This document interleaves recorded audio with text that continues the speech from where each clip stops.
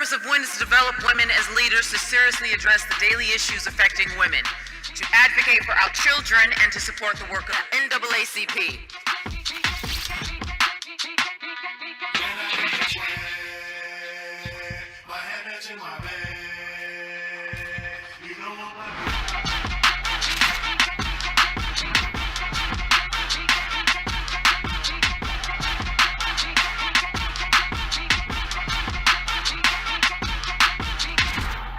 Our theme is not just a slogan, it's a rallying cry. Have you said it yet? We're going all in for women's rights, all in for healthcare rights, all in for gun safety, for religious freedom, and for labor rights. We are at war for the soul and the survival of our nation. The NAACP is all in on this fight. If we are truly all in, our black job is to vote in every election and for every position on the ballot. We've come too far from where we started from. God didn't bring us this far just to leave us. So our charge tonight in NAACP is to be all in. All in. NAACP, are you all in?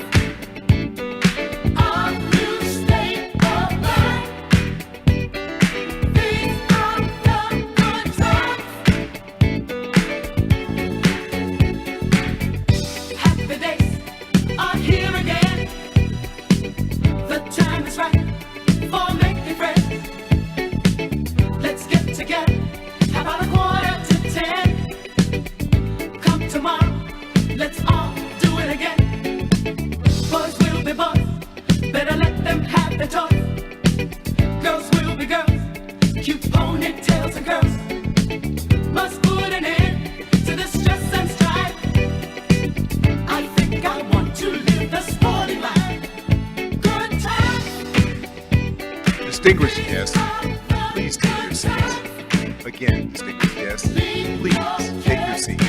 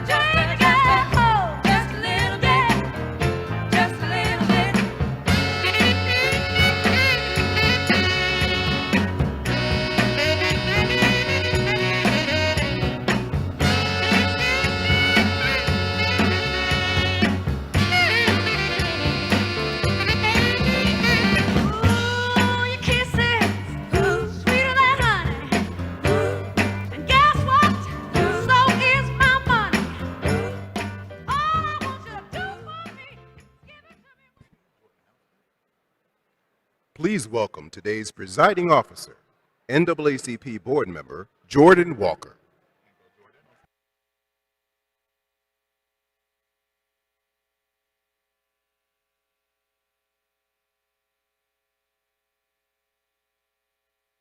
Good morning, everyone. This is a moment in my life I will never forget, and neither should you. Our country right now is in a fight over its soul, and all of us have chosen to be directly in the middle of it. Personally, I am pleased and humbled by the opportunity to share the stage with the sitting President of the United States.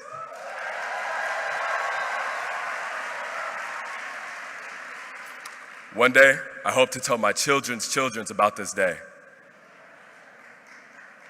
But not just because I'm on stage with the President. I want to tell them how we've continued to follow the legacy of our elders and our leaders, following the legacy of our mentors. When the call for youth comes, we answer. When challenges arise, we meet them. When my people have a need, we say, here we are, send us. Today I serve with humble pride. My duty is to introduce the invocator for the day. Of all days, we certainly need covering today. Please welcome our invocator, Dr. James McCool.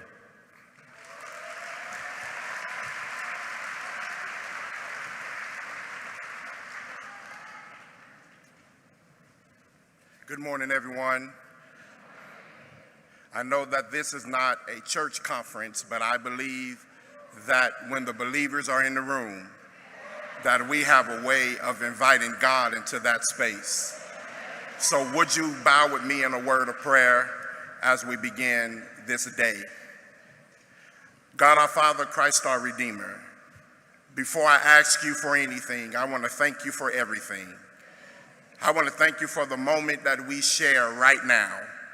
I want to thank you, Lord, for allowing us to lay down and get up this morning. I don't want to take for granted, Lord, that you did not have to do it, but we're so glad that you did. Thank you, Lord, for giving us a reasonable portion of our health and our strength today. Lord, thank you now, God, for putting us in our right sound mind.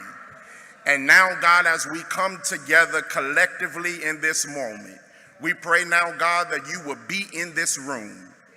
We thank you now, Lord, for the leadership of President Jackson, all of the state presidents and all of those who serve. We pray now, God, that the vision that is being cast, that we would grab hold to that vision and that we would use that vision to move us forward. Lord, I thank you for allowing the word most important to me in NAACP is advancement. And I thank you now, God, that you have put us in position to advance. Lord, we thank you even now for our President, Joe Biden. We thank you for his cabinet. We thank you for our Vice President, Kamala Harris. We thank you for all that they have done this far. But God, our fight is not over. We pray now, God, that we have the boldness to stand when nobody will stand, to go when nobody will go, to do it when nobody will do it. Lord, we thank you for this moment that you are allowing our black jobs to matter. We thank you now, God, that you are allowing us to continue to climb the ladder. And Lord, we even thank you, I even thank you, Lord, that the assassination attempt did not succeed, because he needs to be alive to see us do exactly what you are going to do, that in November we will have the victory. We will stand. We will raise our hands. And God, I pray right now that you will continue to strengthen us as a people, that you will be power for us, that you will be everything for us. And now as I close this prayer asking you, God, this week, everything that's supposed to come out of this week will come out 100-fold. We will come out empowered. We will come out edified. We will come out better than we came in. And Lord, I ask that you would do it all in the one name that has power, that you would do it in in the one name that can save. You would do it in the one name that makes demons tremble. You would do it in the one name that at that name every knee shall bow and every tongue shall confess. I pray now you would do it all in the name of Jesus. And we thank you now, God. We praise you now, God. We give you glory now, God. In the name of Jesus, we pray. Thank God and amen.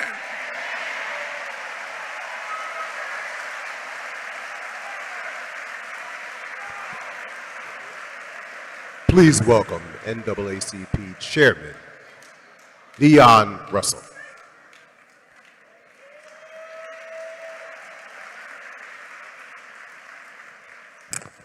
Good morning, NAACP. Good morning, NAACP. Good morning to our guests from the National Bar Association.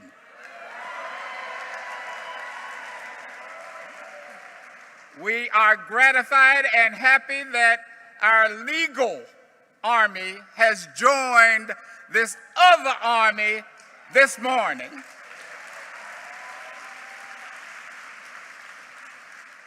Delegates, at this time, it is time to continue the business of the convention.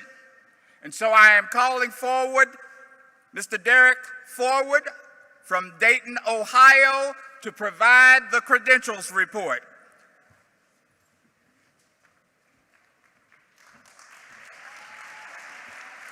Thank you, Mr. Chairman. This is the credentials report as of right now. Region 1, adults voting 196, alternate 31, count by region 227. Youth, Region 1 voting 36, alternates 17, count by region 53. Voting delegates for Region 1, 232, alternates 48, count by region 280. Region 2, adults voting 283, alternates 41, count by region 324. Youth, 51 voting, 7 alternates, count by region 58. Total voting for Region 2, 334, alternates 48, count by region 382. Region 3, adult voting 223, alternates 27, count by region 250. Region 3 youth voting 35, alternates 12, count by region 47. Total voting for Region 3, 258, alternates 39, count by region 297. Region 4 adult voting 56, alternates 7, count by region 63. Region 4 youth voting 9, alternates 2, count by region 11.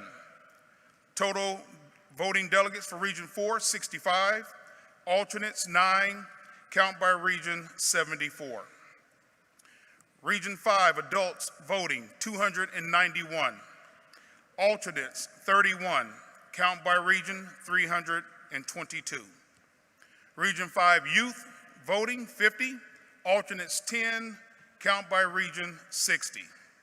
Total Region 5 voting 341, alternates 41, count by region 382. Region 6 adult voting 119, alternates 5, count by region 124. Region 6 youth voting 9, alternates 0, count by region 9. Total voting delegates for Region 6, 128, alternates 5, count by region 133.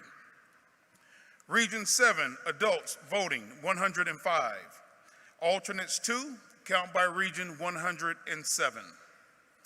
Youth voting 15, alternates 5, count by region 20. Total voting for Region 7, 120, Alternates 7, count by region 127. Total voting delegates at this time, 1,478. Alternates 197, count by region 1,675. Mr. Chairman, I move for adoption of the credentials report. Heard the motion. Is there a second? It's moved and properly second that we receive the report of the Credentials Committee. All those in favor of the motion will say aye. Those opposed? The ayes have it, and the vote is carried. Thank you, Mr. Forward. Would like to call on Dr. Hazel Nail Dukes to provide the report of the Election Supervisory Committee. Ms. Dukes.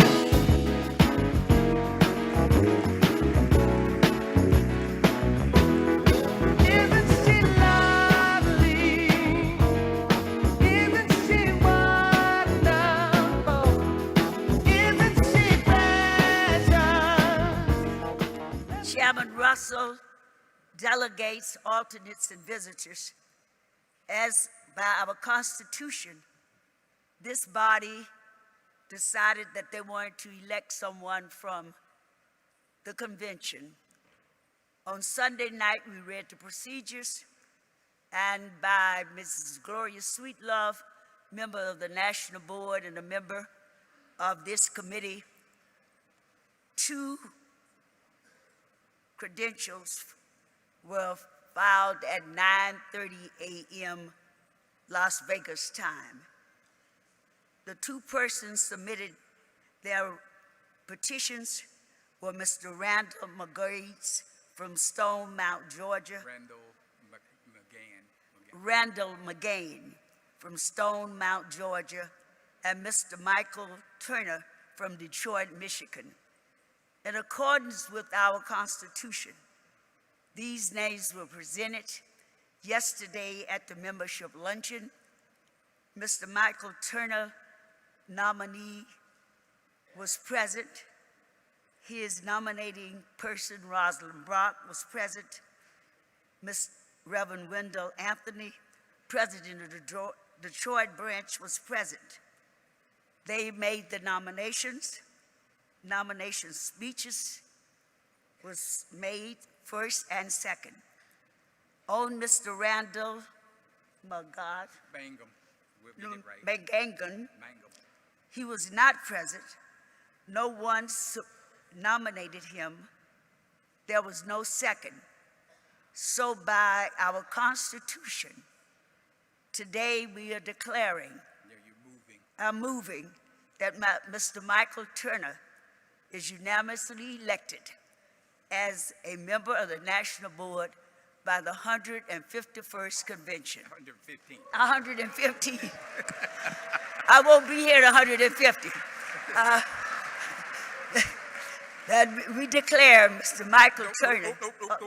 I move. You don't have that authority. I move, Mr. Chairman, that Michael Turner, Detroit, Michigan, chairman of the National Convention, is now unanimously the elected person by the board, by you, the delegates who were present. All right, move over. Mr. Chairman.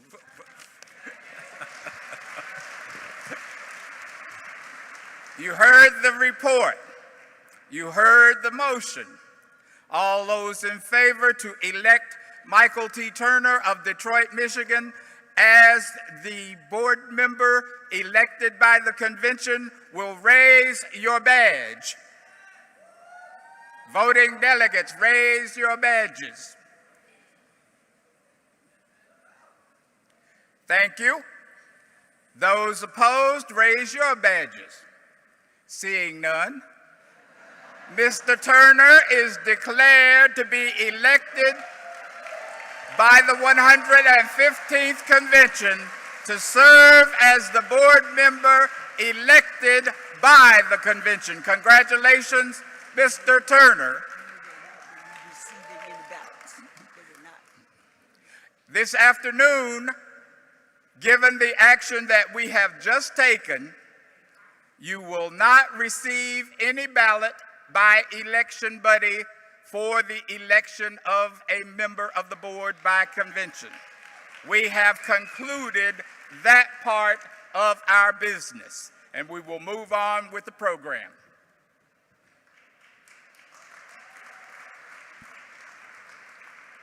Our next speaker is also a former president and CEO of the NAACP. He is the current president and CEO of the National Newspaper Publishers Association and host of the Chavis Chronicles on PBS. Please welcome Dr. Benjamin Chavis.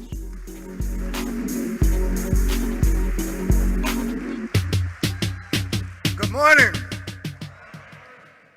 We are all in. We are all in.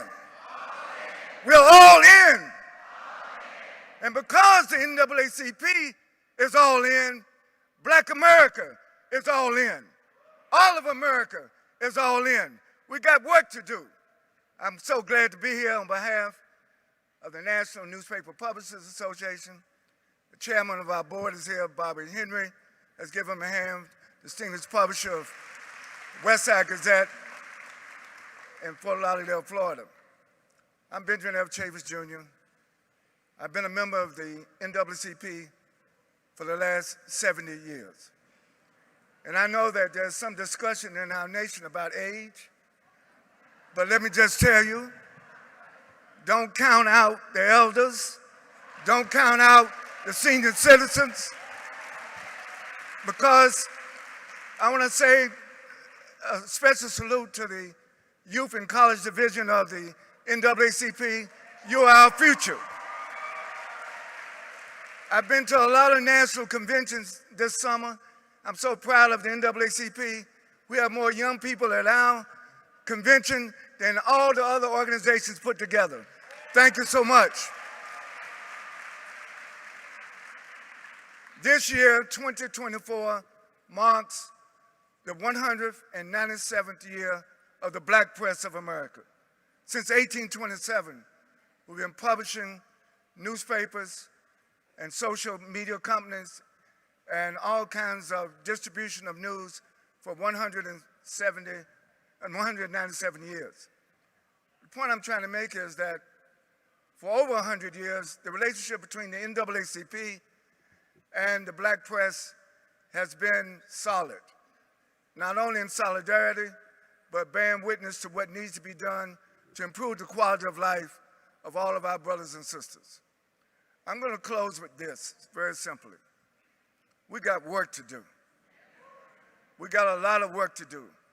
There are forces in our society, and I would say evil forces in our society, that are trying to divide us. They're trying to make us think that our vote doesn't count. They're trying to make us think we're not worthy of pushing our nation forward to a true democracy. So yes, democracy is on the ballot, freedom is on the ballot, equality is on the ballot, equity is on the ballot, but you know what? Because we all in, we on the ballot.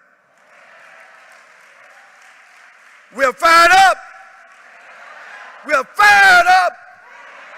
We're fired up. And because we are fired up, I'm so proud, thank God, for the NAACP. We're all in. Now, please welcome the Vice Chair of the NAACP, Karen Boykin-Towns.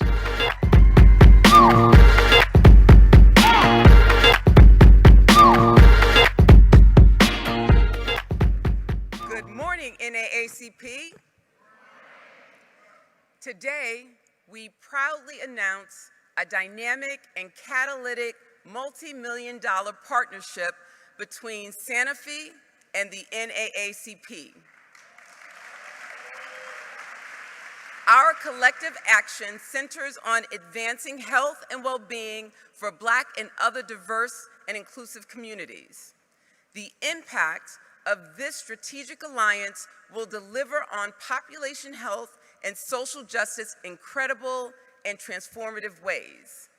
Through a $1.7 million multi-city initiative, the program will leverage the ACE model to deliver key health equity outcomes. Yes, $1.75 million. They are actionable insights, community assets, and emerging technologies. Our strategic collaboration will deploy community health tools on the front lines of where people live, work, play, pray, and age, and gather crucial health equity insights from people's lived experiences. It will amplify local assets for policy advocacy and elevate best practices for individual and collective health. Finally, it will advance AI and other technologies with a racially inclusive approach to drive equitable, people-first policy and practice in healthcare. Yes, racially inclusive. We are very excited to embark on this cultivated opportunity for collective action, especially with Leader Tanisha Sullivan, Head of External Engagement, Health Equity Strategy, and Massachusetts Government Affairs at Sanofi. As we all know, she is our president of the New England Area Conference and Boston branch. Ultimately, today launches a new beginning, an opportunity for power to be shared and mobilized to dramatically improve Black lives and populations who have been marginalized and underserved. So please join me in now welcoming to the stage Deborah Glazer, Head of Specialty Care North America and U.S. Country Lead at Sanofi. Deborah?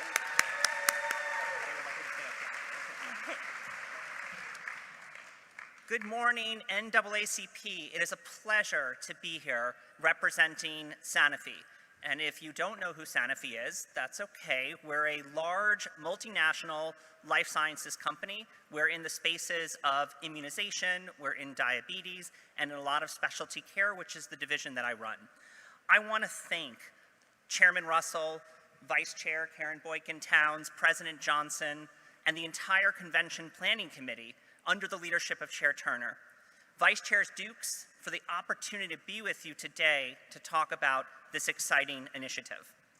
I especially want to thank Yumika Rushing and Jamal Watkins and Dr. Chris Parnell for working in partnership with a highly motivated team at Sanofi led by Adam Gluck and your own Tanisha Sullivan. This type of initiative is a first for both of our organizations, and we're really looking forward to the impact that we can all make. At Sanofi, every day we work to chase the miracles of science, and we do that because we believe we could transform the practice of medicine. But unfortunately, that has not been an equal opportunity for all Americans. And it is our belief and it is our commitment that it needs to be, and initiatives like this are going to help get us on that track. So we look forward to working together with the NCAA in achieving those ambitious but necessary goals. I knew I was going to do that. It's okay. That's for the blooper reel. That's all right. I appreciate the grace.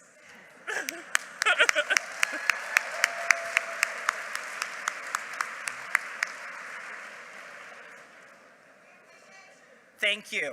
Thank you for that. We are, like all of you, all in at Sanofi and looking forward to this next chapter. Thank you so much. Have a wonderful convention.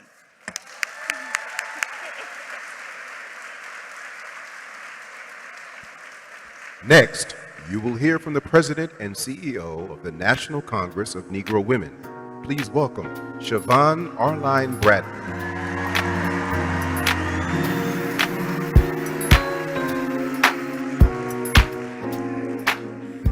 Well, good morning.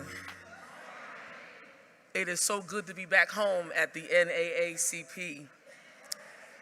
I am Siobhan Arline-Bradley, and I have the privilege of serving as the President and CEO of the National Council of Negro Women.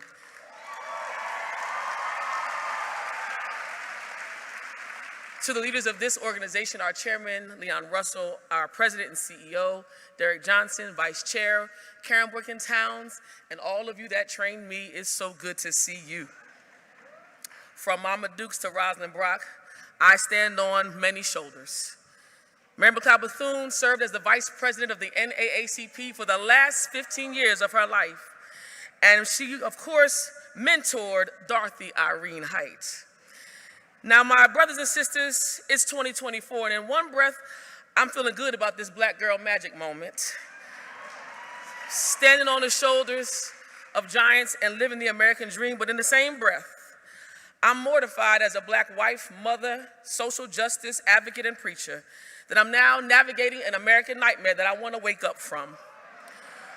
Watching those who intend to desecrate democracy and turn back the hands of time as our country's racist and misogynistic views are starting to bubble up again.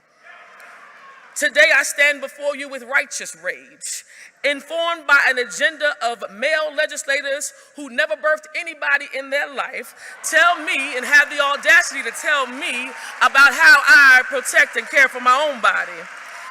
I got righteous rage when Black women in the United States still make 66 cents on a white man's $1. I want my 34 cents back. I got righteous rage where the Supreme Court decisions continue to marginalize the protected class and grant immunity to a 34-time convicted. I got righteous rage. NCNW, our organization, was founded as an organization of organizations. We were founded in 1935 for women of African descent. And in the spirit of Bethune and Height this morning, we are here to light a fire under the feet of this country to say, not on our watch. Black women, we're gonna do our part. Black women, we're gonna do our part to save democracy again. We're gonna have more women on the ballot again. We're gonna galvanize the voters again. We're gonna fight for health care, criminal justice reform again. We will continue to preach the gospel of Jesus Christ, whether they ordain us or not, whether they want us in their pulpits or not. We're gonna teach the revolutionary teachings of Jesus again. And Black women, we will never be silenced ever, ever, ever again.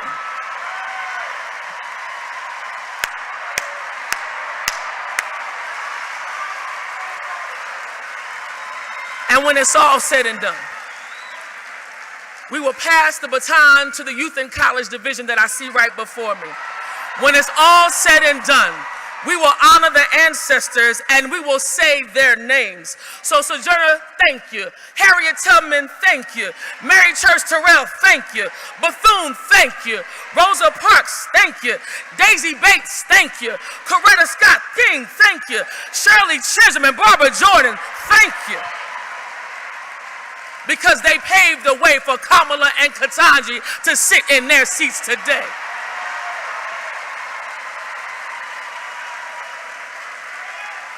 Now, the Bible says you got to write a vision and make it plain. So I can't leave you without some homework today. Number one, my brothers and sisters, we got to dispel the myths that voting is optional.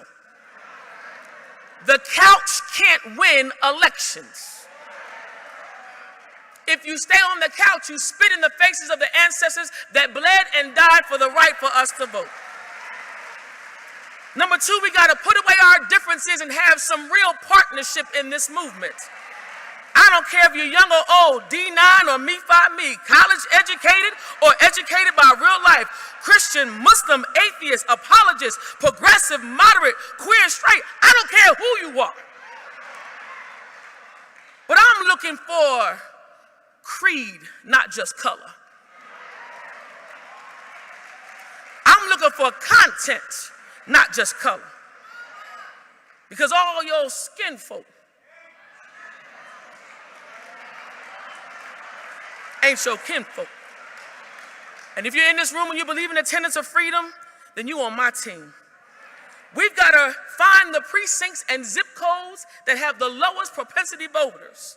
I wear St. John and red bottoms, but I got J's and G's in the car, and I'm ready to get in the streets and get people registered to vote.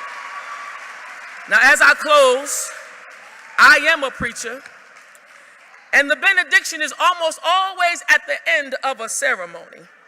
But this morning in the NAACP, God said we're going to start with the benediction today. So now unto him who is able to do exceedingly and abundantly above all we could ask or think, according to the power that's within us. I said the power that's within us. The power to activate, the power to legislate, the power to agitate. I hear the old say saying, weeping may endure for the night.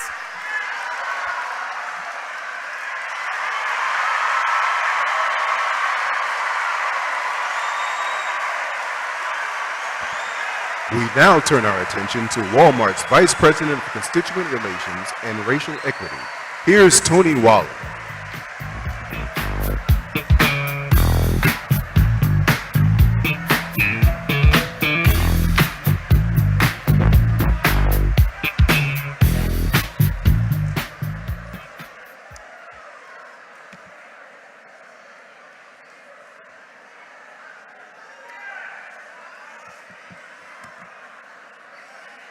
Good morning, NAACP. Now, you know, I am some kind of mad right now.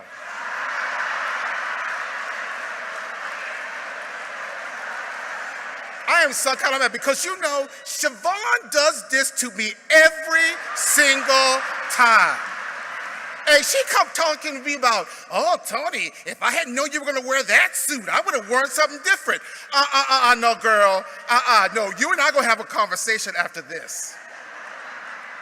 Now, I go try my best to compose myself and bring some remarks. Good morning again, NAACP. Y'all doing good? You sound good, you look good. And it really is an honor and a pleasure to be here. To Chairman Russell, to Vice Chair Boykin Towns, to President Johnson, to the delegates and members of this illustrious organization, it really is a pleasure to be with you here this morning. When I thought about what I wanted to talk a few minutes about, it took me a minute. For all of you who know me, and I'm so glad that I've been able to see a lot of my old friends and made some new friends while I'm here, but for some of you who know me, you know that I'm a collector. I like collecting things. Art, shoes, that's my weakness, y'all. Ooh, shoes are my weakness. You know it, Mother. Mother Hazel, you know me and my shoes. I love my shoes, but I also love to collect words. There's just something about the way that the human spirit takes words and put them together to really move and mobilize us. And I was going through some of my favorite words and some of my favorite quotes, and I came up with one that I've been really thinking about a lot over the last few weeks. And the quote goes, "May you live in interesting times. May you live in interesting times." And no one really knows where the origin of these words came from. No one knows whether some say it came from China, some say it came from Scotland, some say it came from Africa. Some say that it was a blessing, some say it was a curse. And when I think about where we are today, ladies and gentlemen, we are in very interesting times. Think about it. We know more today than we ever have, and yet the disproportionality of things is worse than we've ever seen it before. We know more about, we have more access to food than any other time in this world, and yet we got more people going hungry today than ever before. Real estate and housing abounds, and yet we have homeless folks everywhere, in every community. We know more than we ever have, and yet the level of education that our children have access to continues to diminish. We are in interesting times. But as my mama said, Barbara Jean Motley Waller, baby, it ain't what they call you, it's what you answer to.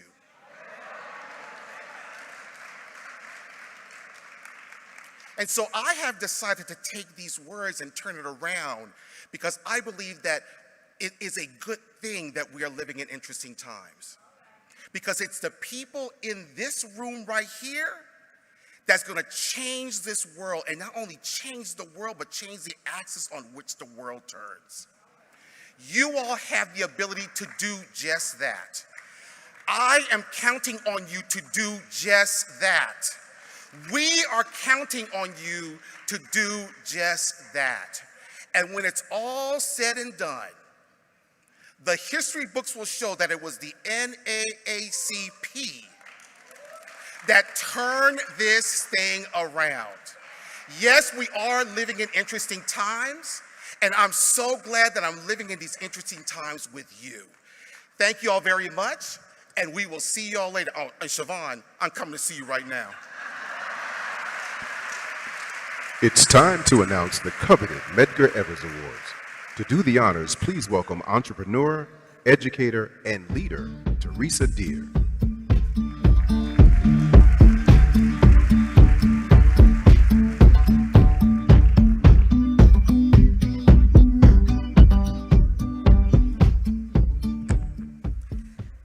Good morning, NAACP.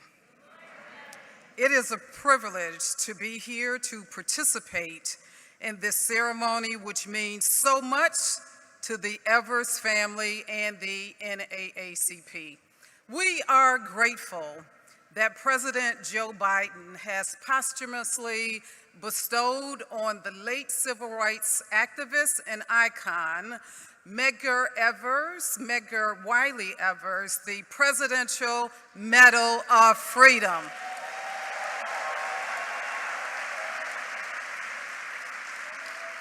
It's the highest civilian honor someone can receive in the United States, and we are so proud, aren't we?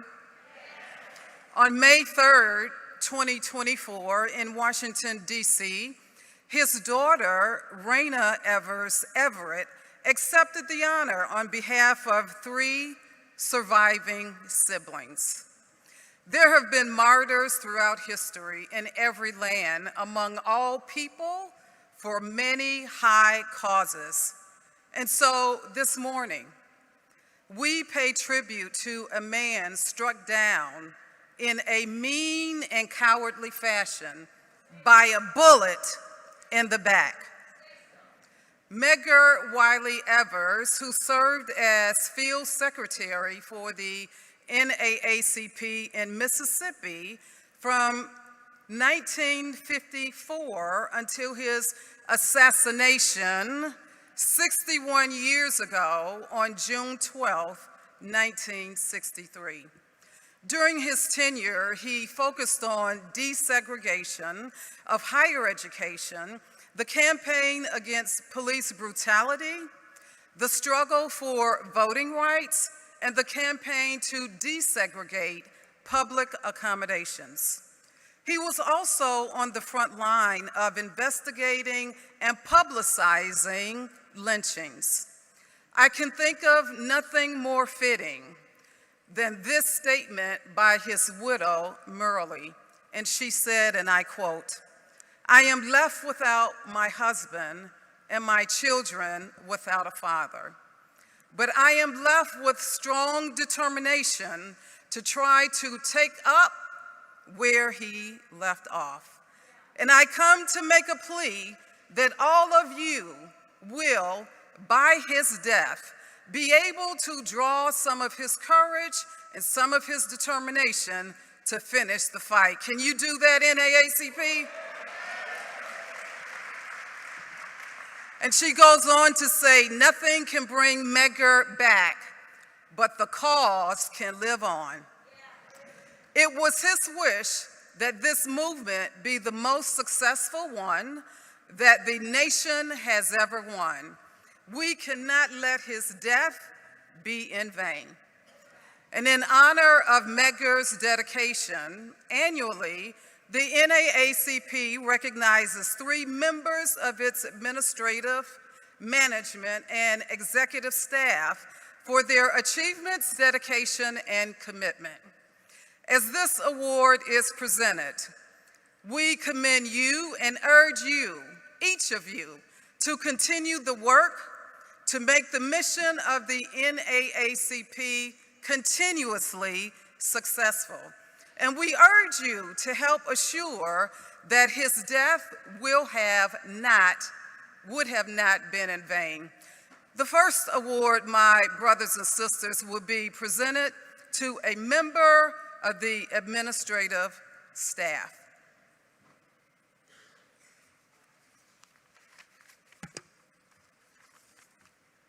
First, I want to give honor and glory to my Lord and Savior Jesus Christ. I want to thank President Johnson, Chairman Russell, Denise Carroll, and Amber Thomas, and the entire family of the entire NAACP family for choosing me for the Medgar Evers Award. Even as a young boy, I remembered hearing stories about the NAACP, and I would always get real excited, not knowing that one day I would become one of the NAACP family. So it means a lot to me to be chosen for this award, and not just the award, because Medgar Evers was one of my civil rights heroes. And also, Medgar Evers was presented the Presidential Medal of Freedom Award by President Biden. I think the date was May the 3rd, 2024. So I am really honored, and I accept this award. Thank you again, NAACP family. Thank you. That young man is Louis Conaway, and let me tell you a little bit about Louis. He has been described as the go-to person for all things service-related with the NAACP. Louis has worked for the NAACP since 2006 in building maintenance and as a ground technician. Even after being laid off in 2007, he rejoined the national staff in 2010. Since then, Louis has continued his dedication to the NAACP by establishing meaningful relationships with vendors, taking on projects such as floor replacement and office painting, and assisting in the mailroom with packages and processes. And to this day, Louis works every day to maintain the NAACP offices at 4805 Mount Hope Drive. Hallelujah. Louis also assists co-worker Ron Lamassiere in the mailroom. He puts NAACP staff and members first in all that he does at the association. He never fails to be that friendly smile and reliable team member. He is quick, efficient, safe, reliable, and neat with all things. If you listen closely, you just might hear him singing his favorite songs or telling a funny story around the building. So Louis Conaway III is deserving of the 2024 Medgar Evers Award of Excellence. Do you agree, NAACP?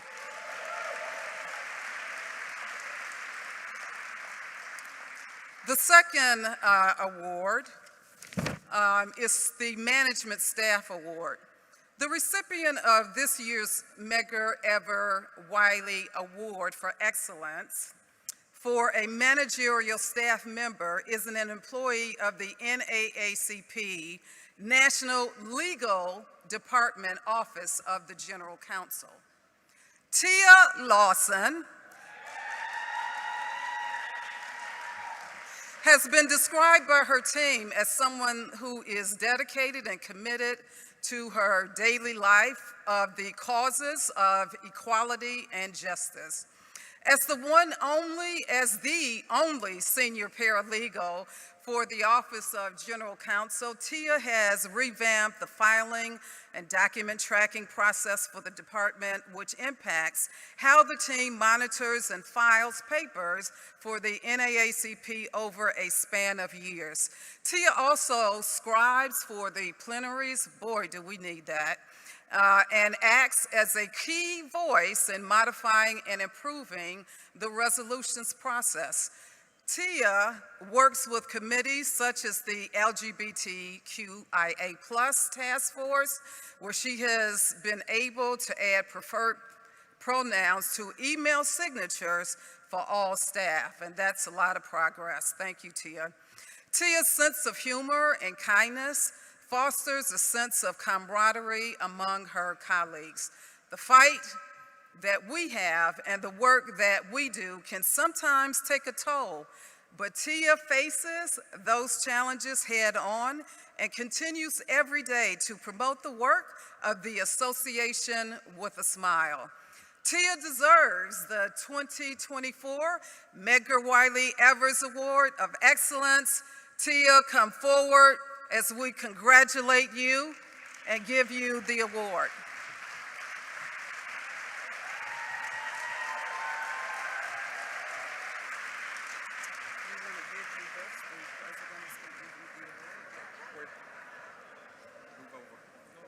Go over that way so you can receive it. So we get the photographers.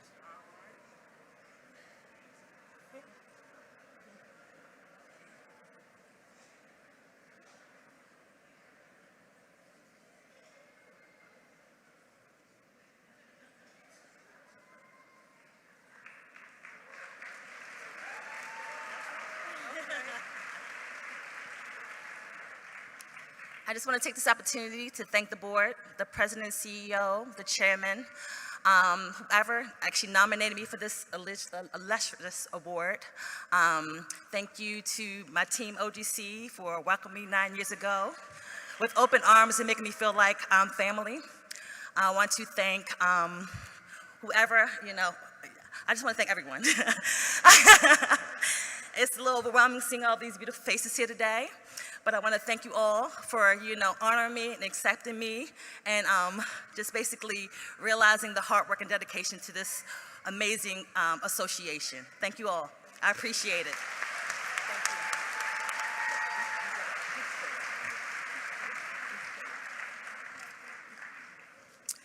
The next award is the Executive Staff Award. The recipient of the Medgar Evers Award for Excellence for the executive staff member has been an employee of the NAACP since June 2029. So they have, 2019.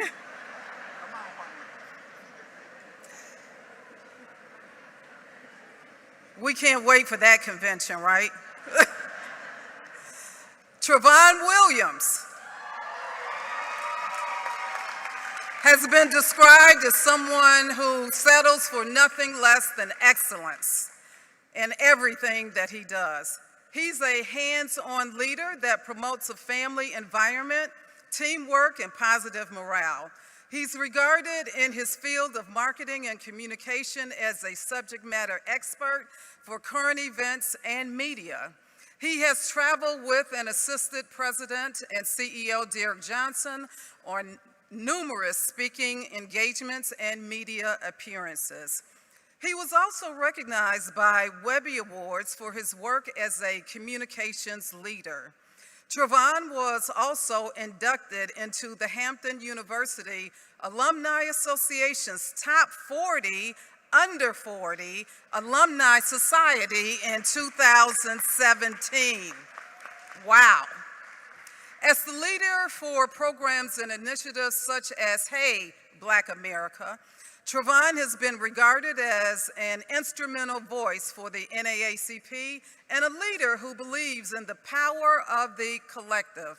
He is a proud member of the Alpha Phi Alpha Fraternity Incorporated. All in, folks. And deserving of the 2024 Medgar Evers Award for Excellence. Trevon, come and let us congratulate you and give you the honor you deserve.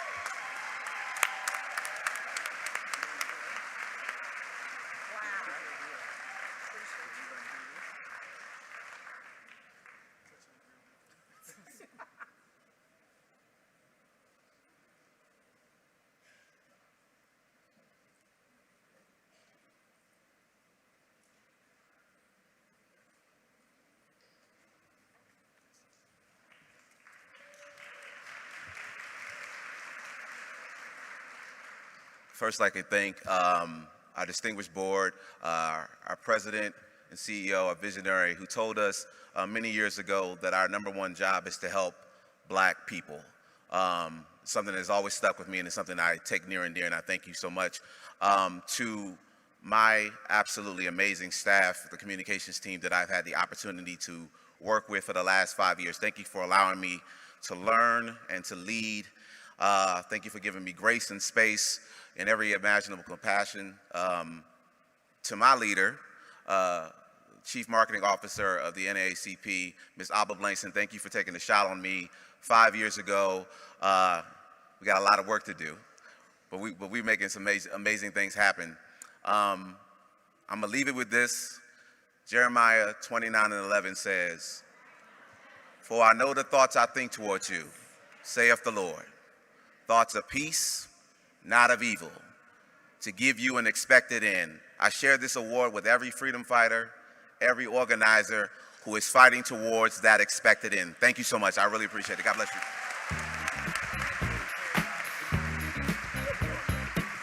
Thank you.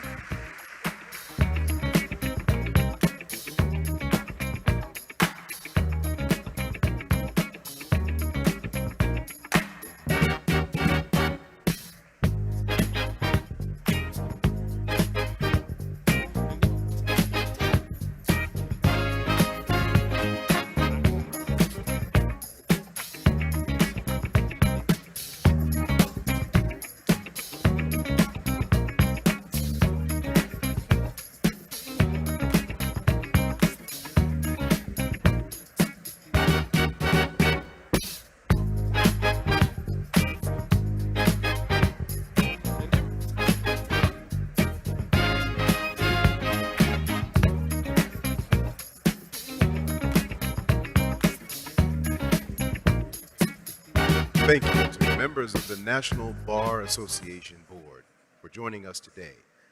Dominique Calhoun, President, Wiley Adams, President-elect, and Lakila Stemmons, Executive Director.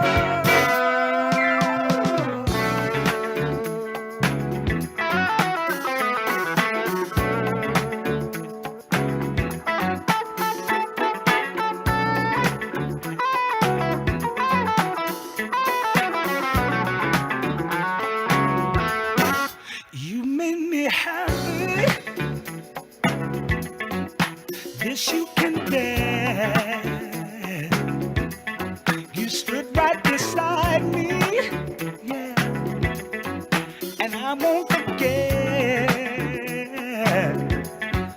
And I really love you. You should know. I wanna make sure I'm right, girl, before I let go. We've had our good time. That's not to say no. We've hurting each other. Girl, it's a shame. I won't be foolish, no. I wanna know. I wanna make sure I'm right, girl, before I let go. Yeah. You know I think the sun rises and shines on you. You know there's nothing I would not do. Oh no, before I let you go.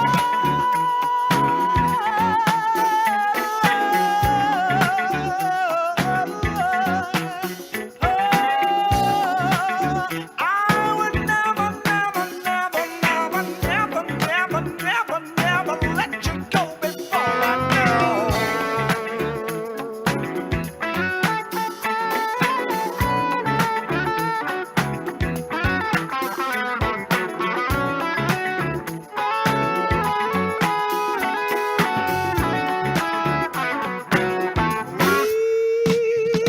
We were so close.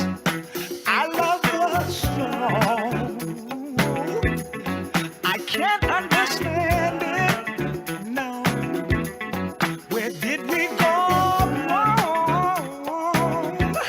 And I won't be hasty, girl. I've got to know. I gotta make sure I'm right before I let go. I wanna know.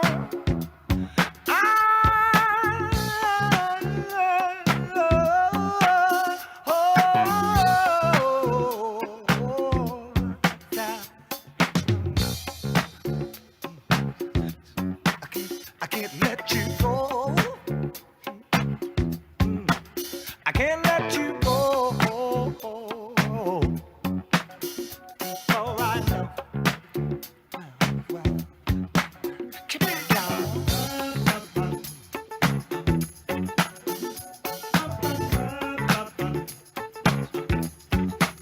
Come on, y'all.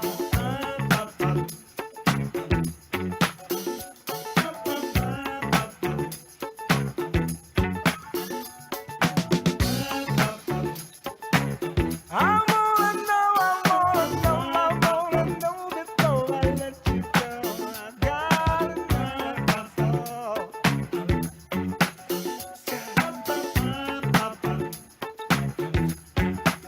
Come on.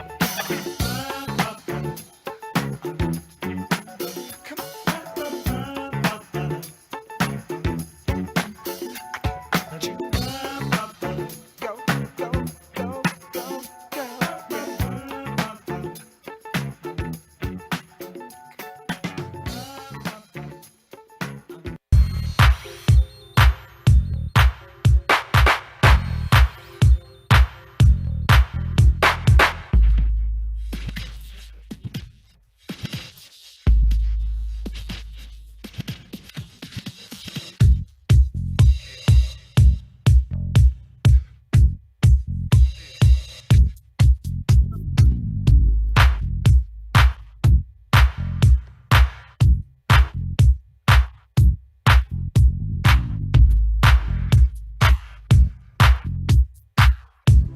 One hop this time.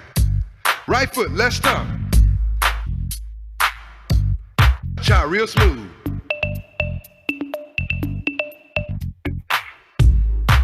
To the left, Take it back now, y'all.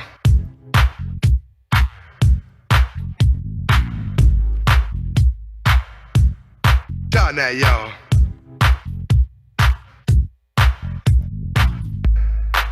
To the left.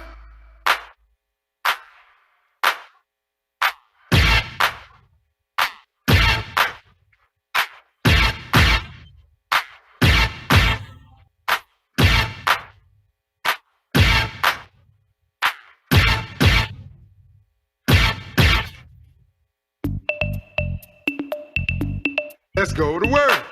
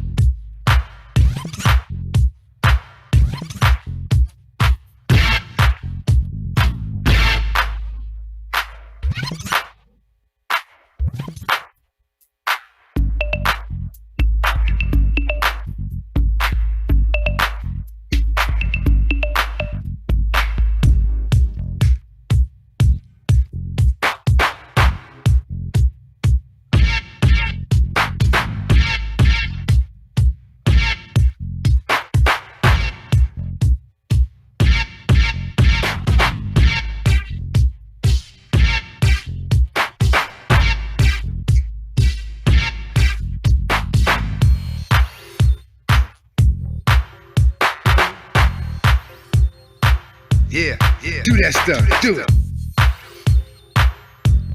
Oh, yeah, yeah. I'm out of here, y'all.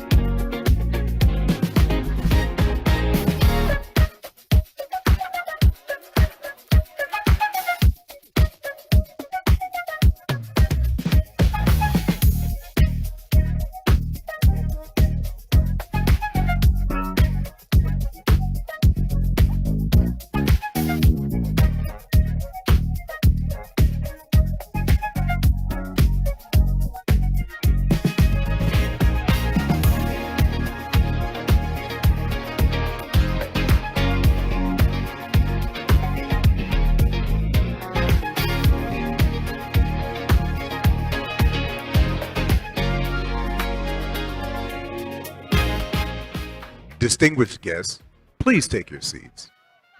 Distinguished guests, please take your seats.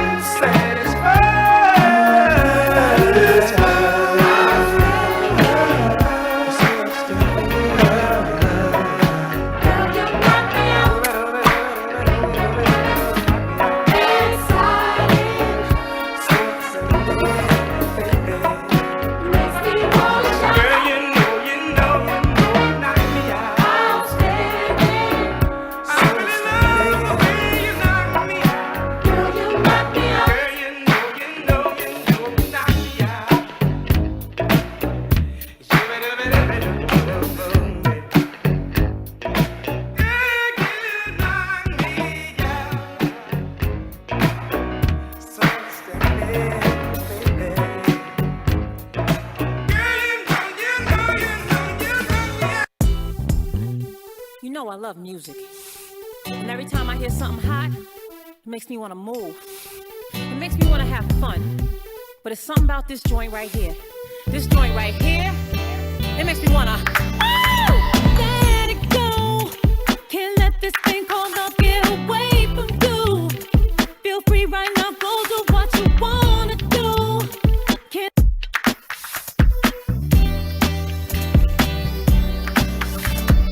no time for moping around. Are you kidding? And no time for negative vibes, 'cause I'm winning. It's been a long week, I put in my hardest. Gonna live my life, feel so good to get it right. So I like when I see you when I'm looking at me, when I'm walking past the mirror. Don't stress through the night at a time, and my life ain't worried about if you feel it. Got my head on straight, I got my vibe right, I ain't gonna let you kill it. See, I wouldn't change my life, just fine.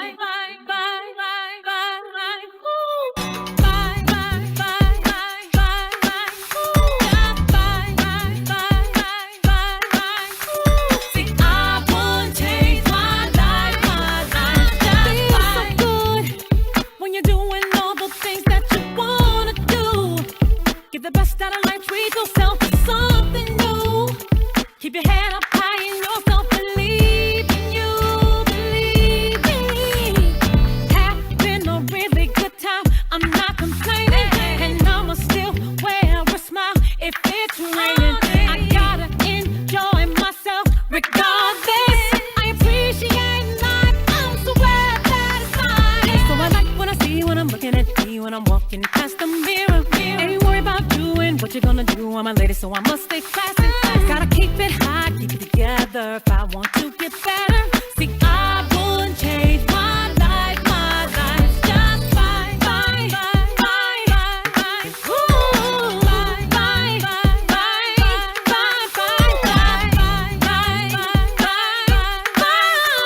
See, I wouldn't change my life, I ain't gonna let nothing get in my way.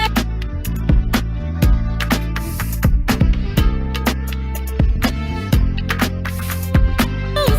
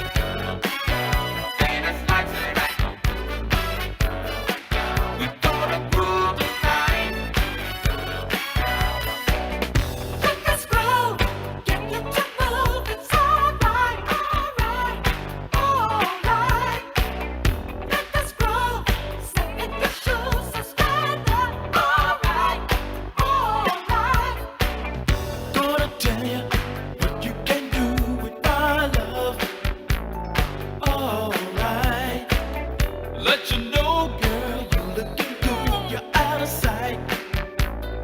Alright, just move yourself and you glide like a 747 and you lose yourself in the sky among the clouds in the heaven cause. Let this groove right up the fuse, it's alright, alright, alright. Let this groove.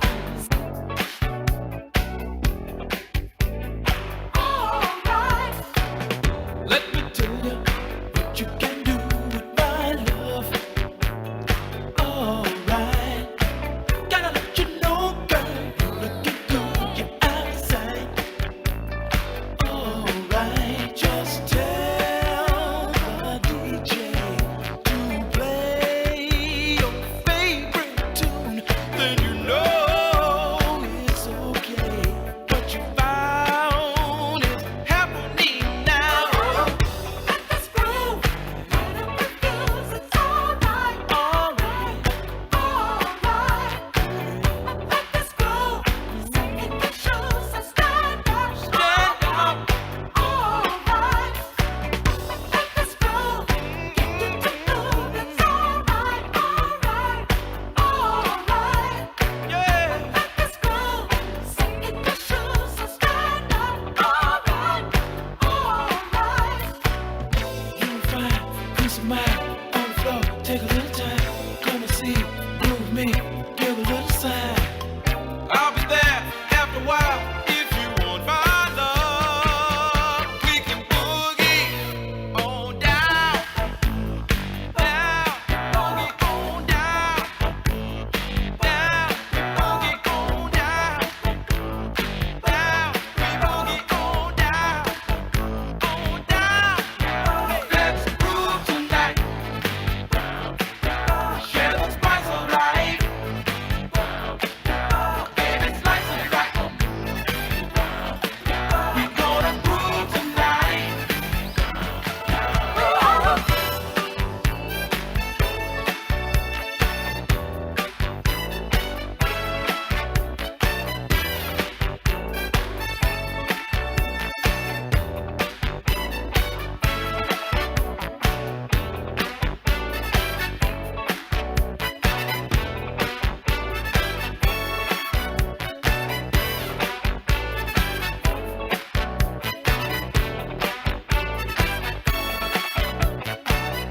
Let this groove, hey, confuse, it's alright, alright, alright.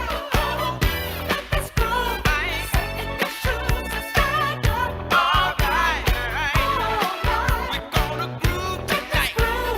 Get you to move, it's share the spice of life. Alright, baby, slice it right. Let this groove sink in your shoes, just wanna groove tonight. Hey, just let this groove sink in your shoes, it's alright, alright. Just let this groove sink in your shoes, so stand up, alright, alright. Groove tonight. Get you to move, it's share the spice of life. Alright, baby, slice it right. Let this groove sink in your shoes, we gonna groove tonight. Hey, alright, let this groove sink in your shoes, it's alright, alright. Just let this groove sink in your shoes, so stand up, alright,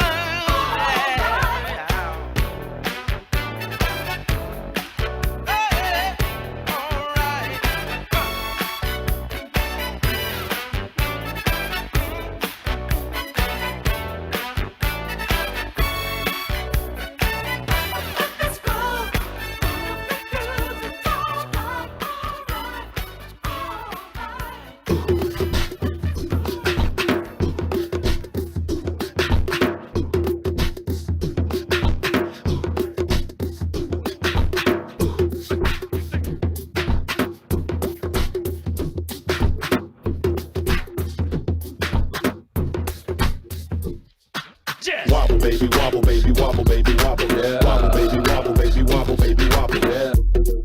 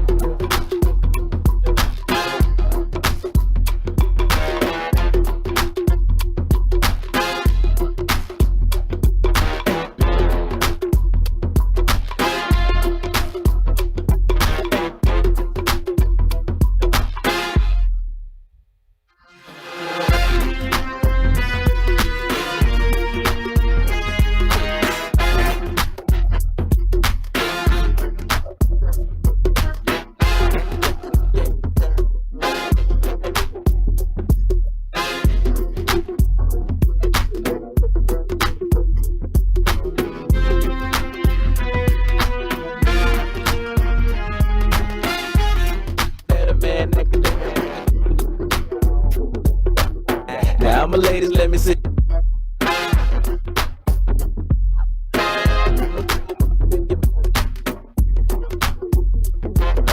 Wobble, baby, wobble, baby, wobble, baby, wobble, yeah. Wobble, baby, wobble, baby, wobble, baby, wobble, yeah. Wobble, baby, wobble, baby, wobble, baby, wobble, yeah. Wobble, baby, wobble, baby, wobble, baby, wobble. Get it now, yeah, yeah. Get it now, yeah, yeah. Get it now, yeah, yeah. Get it now, yeah, yeah. Hey, big girl, make her back it up.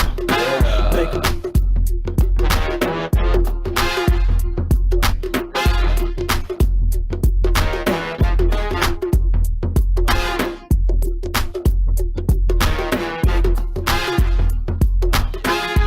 Back it up, back it up. Girl, wobble it.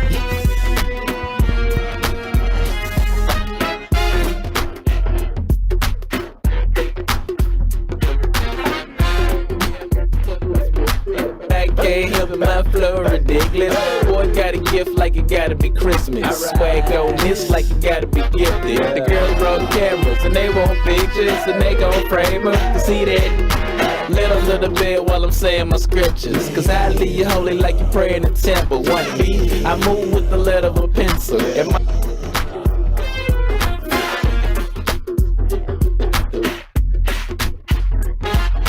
Wobble, baby, wobble, baby, wobble, baby, wobble, yeah. Wobble, baby, wobble, baby, wobble, baby, wobble, yeah. Wobble, baby, wobble, baby, wobble, baby, wobble, yeah. Wobble, baby, wobble, baby, wobble, baby, wobble, yeah. Get it now, yeah, yeah. Get it now, yeah, yeah. Get it now, yeah, yeah. Get it now, yeah, yeah. Hey, big girl, make her back it up. Make her back it up. Hey, big girl, make her back it up. Make her back it up. Hey, big girl, make her back it up. Make her back it up. Hey, big girl, make her back it up. Make her back it up. Back it up. Back it up. This ain't Texas, ain't no hold'em. So lay your cards down, down, down, down. So park your Lexus and throw your keys up. Stick around, round, round, round, round. Stick around. And I'll be damned if I can't slow dance with you. Come pour some sugar on me, honey, too. It's a real live boogie and a real live hold down. Don't be a come take it to the floor now. Woo! Huh. There's the tornado in my city, in the basement. That ain't pretty, rugged whiskey. We surviving. All the red cup kisses, sweet redemption, passing time, yeah. Ooh, one step to the right, we headed to the dive bar we always thought was nice. Run me to the left, then spin me in the middle, boy, I can't read your mind. This ain't Texas, ain't no hold'em. Lay your cards down, down, down, down. So park your Lexus and throw your keys up. Stick around, round, round, round, round. And I'll be damned if I can't slow dance with you. Come pour some sugar on me, honey, too. It's a real live boogie and a real live hold down. Don't be a come take it to the floor. I'll be damned if I cannot dance with you. Come pour some liquor on me, honey, too. It's a real live boogie and a real live hold down. Don't be a come take it to the floor now. Ooh.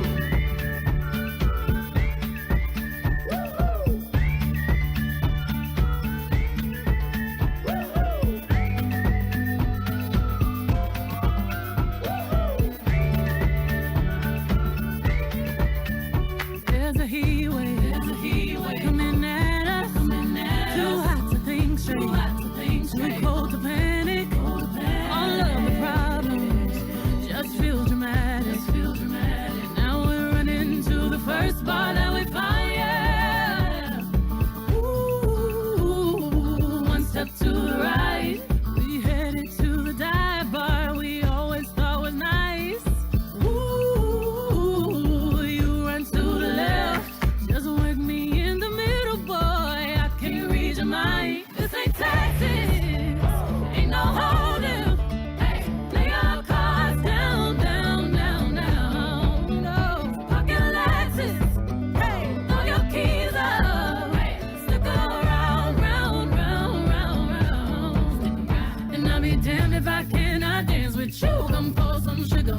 honey too. It's a real live boogie and a real live hold down. Don't be a come take it to the floor. I'll be damned if I cannot dance with you. Come pour some liquor on me, honey too. It's a real live boogie and a real live hold down. Don't be a come take it to the floor now. Ooh.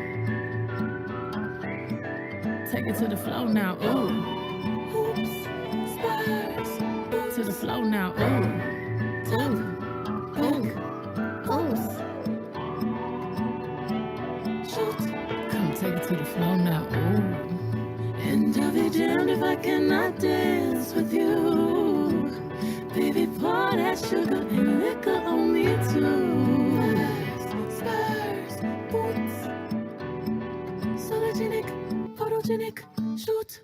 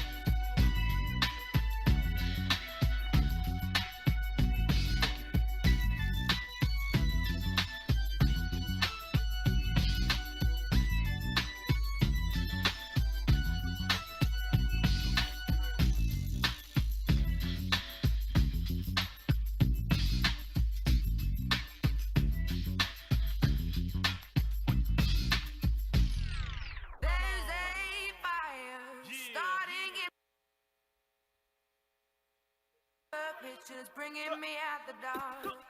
Finally, I can see you crystal clear. Go ahead and sell me out in all of your shipping. See.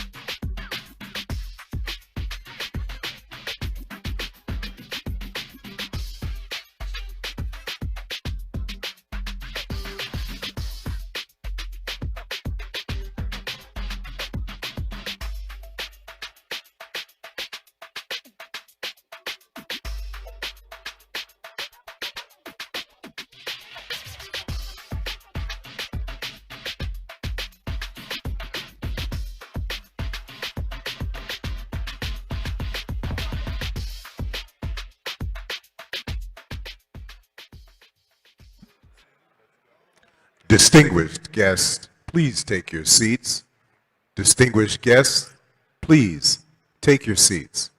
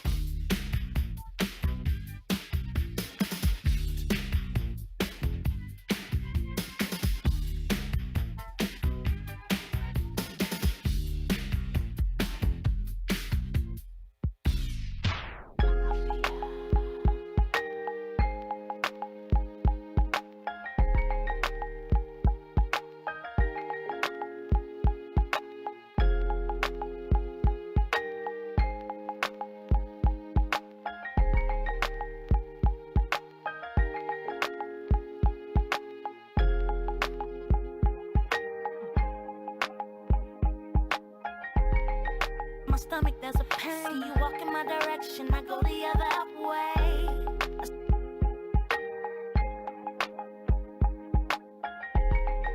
What's happening to me? In the dark, can you tell me what it means?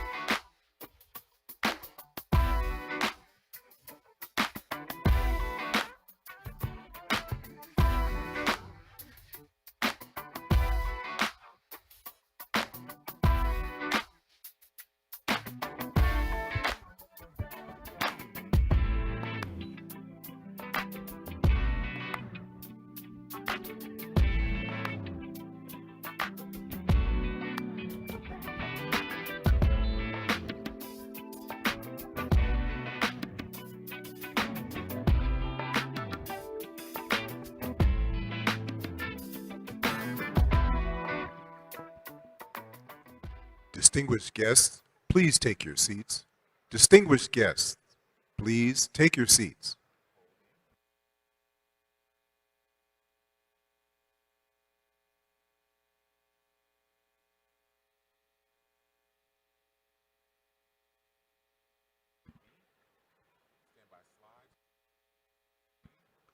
Please welcome the Acting Secretary of the Department of Housing and Urban Development, Adrian Todman.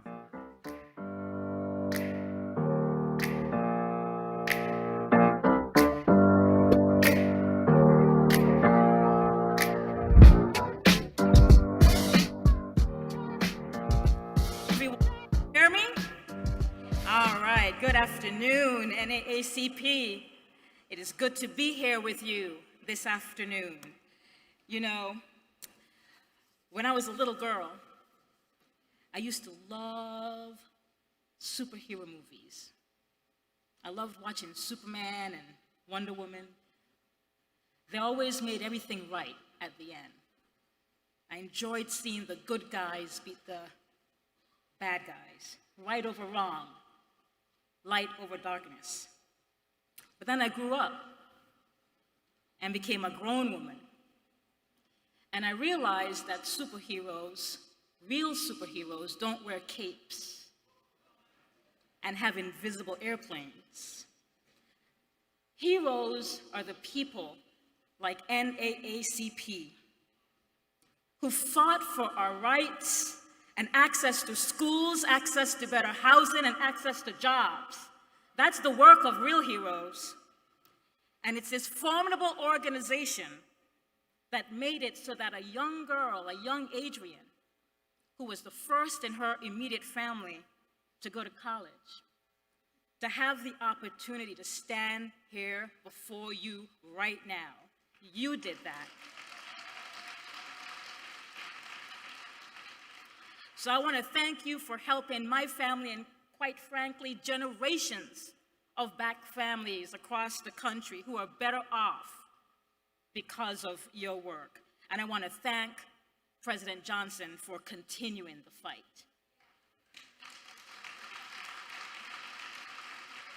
But look, here's what I know. I know you can't do this hero's work alone. I know that doing the right thing is a team sport. And I'm proud to be a member of a team, the Biden-Harris administration, that understands right from wrong and what needs to get done. And at HUD, we are doing our part. In just the past couple years, we've helped 250,000 Black families buy a home. We've helped thousands of Black families keep their homes when times got hard. We've provided down payment assistance to help folks who may not have family and friends to rely on. In fact, right here in this state, HUD's housing counseling team is serving as founding members for a new initiative with the goal of helping 25,000 Black families buy their home. And let's hear it for that. And we're seeing progress. The homeownership gap between white folk and Black folk during this administration has been reduced by 13%. We know there's work to do, but we're on the right path.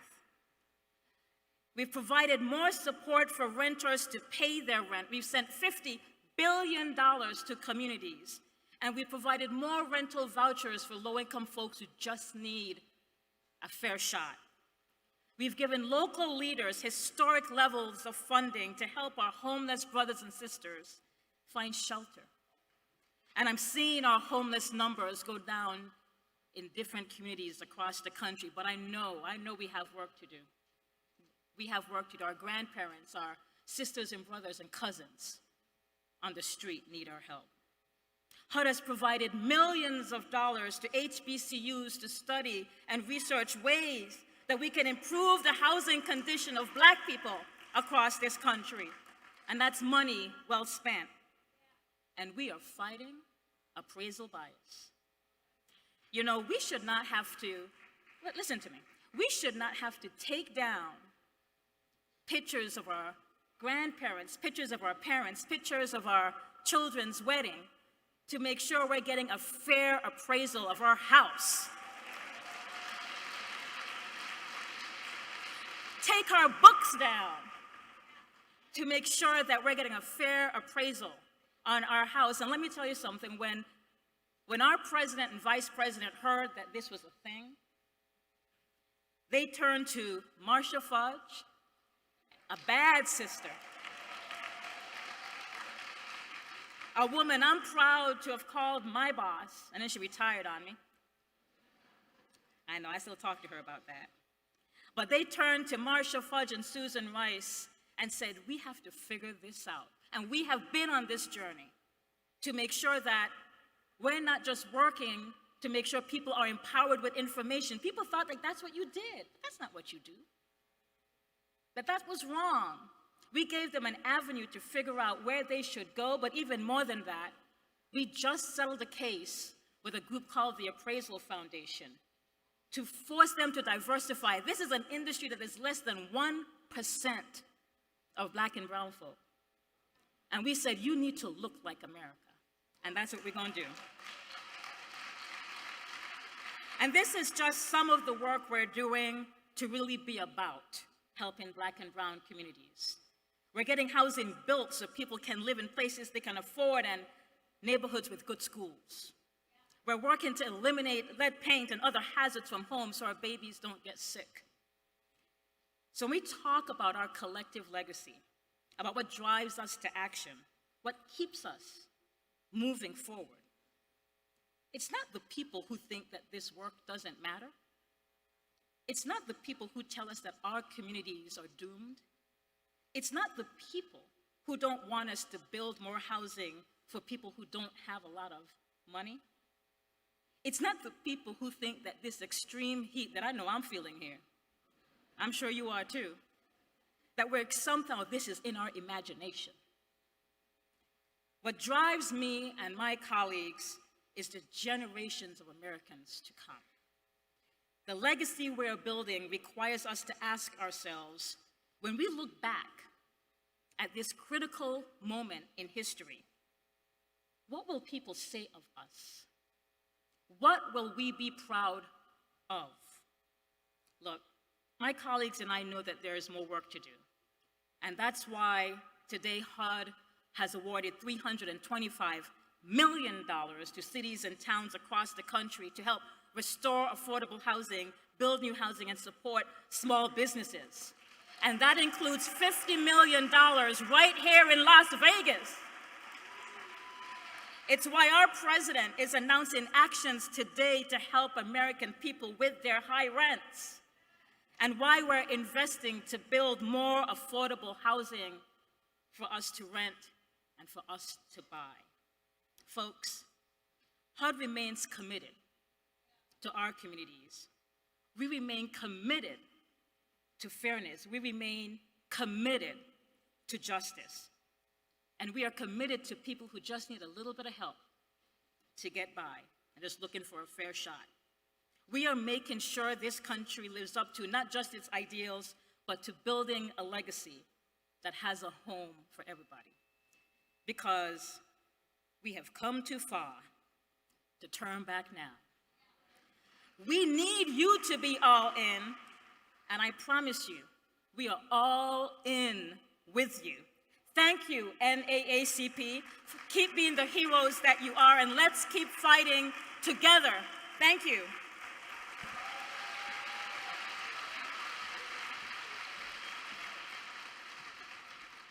Welcome to the stage next. Please welcome Assistant Attorney General for the Civil Rights Division of the Department of Justice. Here is Kristen Clarke.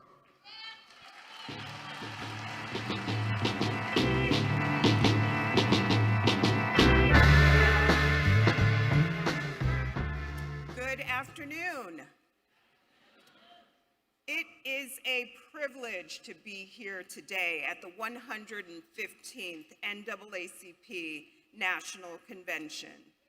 This convention's theme, All In, reminds us of the members of our movement who risked their lives and their freedom to advance the cause of justice. Thurgood Marshall narrowly escaped lynching. Dr. King assassinated. John Lewis beaten within an inch of his life. Medgar Evers murdered. Countless others killed, beaten, and imprisoned.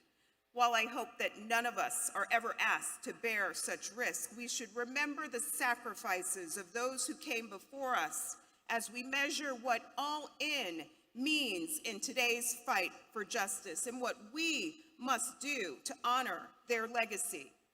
And I want to turn to some of the work that we are doing right now to honor that legacy at the U.S. Department of Justice.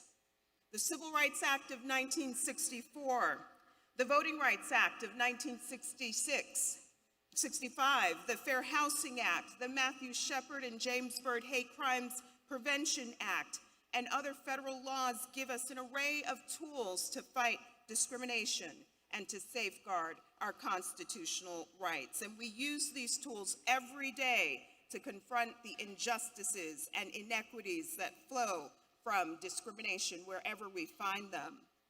One area of our work that remains a critical priority for the Justice Department is ensuring that law enforcement officials carry out their jobs lawfully and without bias. Our fight to ensure constitutional, fair, and non-discriminatory policing remains as urgent as ever. We have prosecuted officers who abused their power, including those tied to the tragic deaths of George Floyd in Minneapolis, Tyree Nichols in Memphis, and Breonna Taylor in Louisville.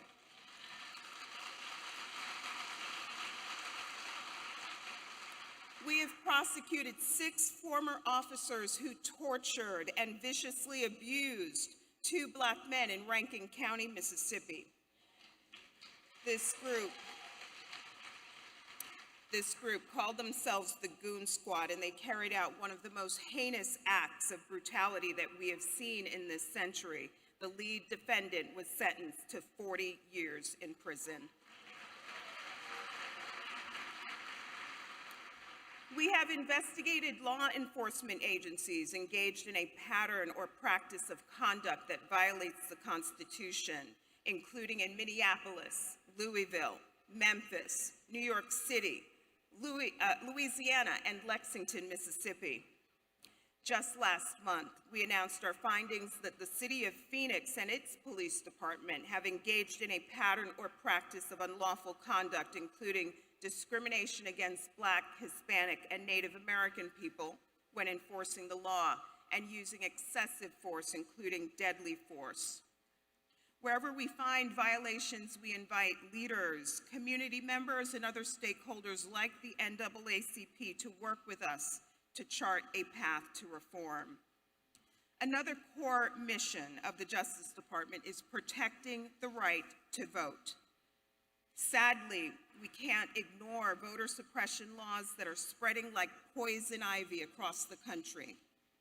Discriminatory and burdensome restrictions on access to the ballot are undermining the rights of Black voters and voters of color.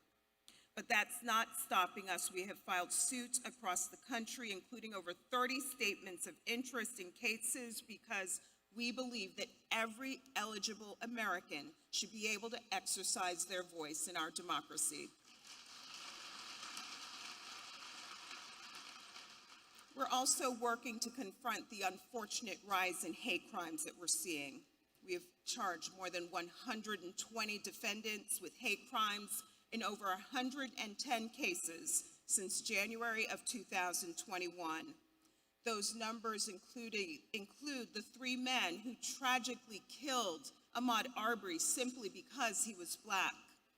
Those numbers include the defendant responsible for the heinous murder of 10 Black people at the Top supermarket in Buffalo, New York, and a defendant responsible for the tragic murder of a Black trans woman named Dime Doe in South Carolina.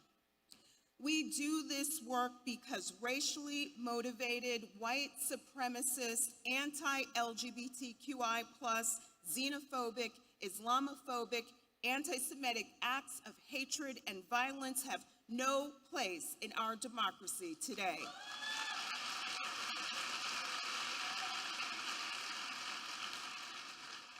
We're also ramping up the fight for environmental justice. We know that climate change disproportionately affects communities of color. For example, in 2021, the EPA found that Black Americans are 34% more likely to live in areas with unacceptably high projected increases in childhood asthma diagnoses. We have launched multiple investigations to ensure that no one's ability to live a healthy life is dictated by their race or their zip code. Last May, we secured a groundbreaking settlement to ensure that the residents of Lowndes County, Alabama have access to safe and effective septic and wastewater management systems. Whether we are talking about lead-laced water, illegal dumping, or exposure to raw sewage, we cannot tolerate these injustices in our communities today. And we're working to ensure that the gateways to opportunity and the ability to amass generational wealth are open to all. And we're doing this by working to end modern-day redlining. Our Combating Redlining Initiative, launched with the leadership of Attorney General Merrick Garland, has brought more than $122 million in relief to communities all across the country. We're working to also address appraisal discrimination, which the Secretary just talked about a moment ago. Too many of our jails and prisons woefully mistreat incarcerated people, and we're also striving to end this. For example, in an investigation, we recently found that Parchman Prison in Mississippi failed to provide adequate mental health treatment, failed to take sufficient suicide prevention measures, subjected people to prolonged solitary confinement in egregious conditions, and more. We do this work because people do not surrender their rights at the jailhouse door. NAACP, this is just a small sample of our work. As I close, I want to note that through our efforts to protect civil rights, we recognize that an all-in fight for equality requires just that, all of us. Never has that been truer than it is right now. As one of the great founders of the NAACP once noted, W.E.B. Du Bois, now is the accepted time, not tomorrow, not some more convenient season. It is today that our best work can be done, and not some future day or future year. It is today that we fit ourselves for the greater usefulness of tomorrow. Today is the seed time. Now are the hours of work, and tomorrow comes the harvest. So NAACP, I promise you that the Justice Department, the People's Justice Department, will continue to stand alongside you and all those who work and fight for equal justice in our country. We will not give up. We will not wait for some more convenient season. We are all in now, and we will remain all in until we can reap the harvest. Thank you.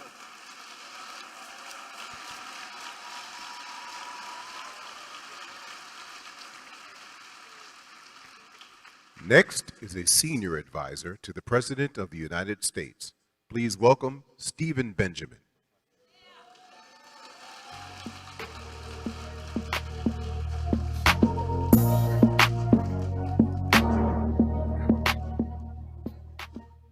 That's some pretty cool walkout music, Congressman. I'm not sure what that was. I'm going to I'm going to be very brief. I serve as senior advisor to the president. I run public engagement at the White House. My first real title was as president of the Youth and College Division of the South Carolina NAACP.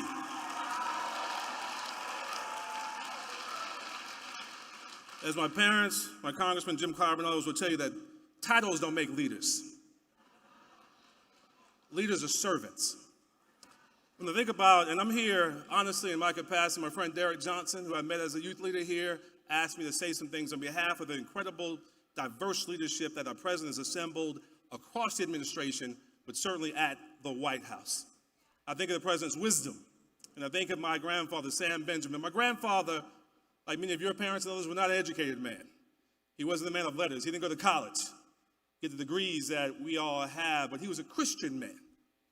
And he would often teach me and my brothers the lessons that we need to know to survive in life. He often go to the book of Joshua, chapter 24. He talked about how Joshua renewed the covenant at Shechem, how he assembled all the leaders, the elders, and the judges. He began to recount for them all the things that God had done for them up to that point.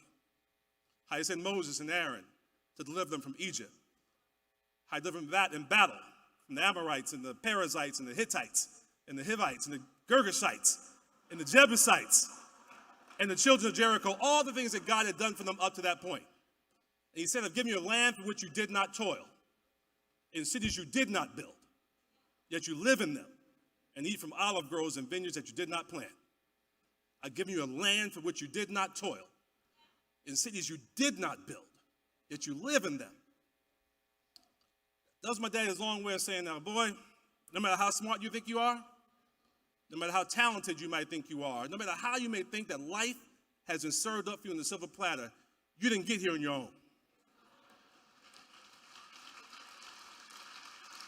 You didn't get here on your own. There's a price that you must pay for the opportunities you've been given in life.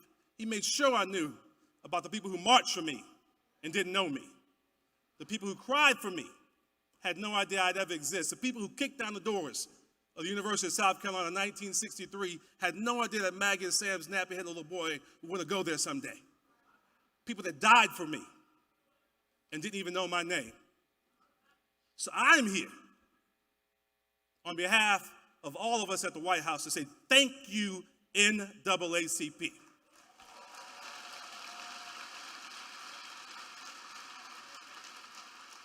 Thank you for fighting the fight. Thank you for never stopping fighting the fight on behalf of all of us, paying our debt to the generations behind us and paying our debt forward for the generations yet unborn. Now, before I take my seat, I'm going to ask one more of my colleagues to come on out. Kareem Jean-Pierre. Kareem does an amazing job on behalf of the president every day, fighting the fight, telling the story on behalf of the American people.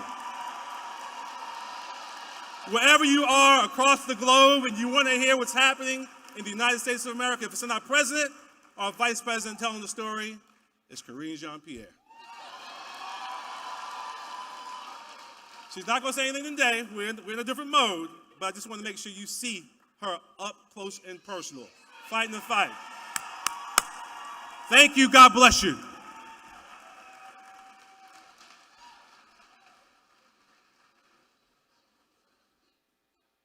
It's one thing to thrive, but it's another thing to do it for us.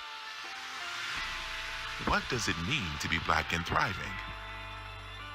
It means basking in our culture, our unique influence, our rhythm of joy. It means celebrating our community, our alma maters, our villages of pride and excellence. It means taking center stage, painting the town black, setting the standard on what it takes to be bold, talented, and revered. It means putting Black America first. No need for beginner's luck. We've been doing this. For culture, for community. We stand in the gap. We stand firm in our contributions, past and present. We advocate. We represent. We recognize. And when we vote, and vote, and vote again to make democracy work for Black America. And we make that happen because of you, because of us, because of them. We make good happen for culture, for community.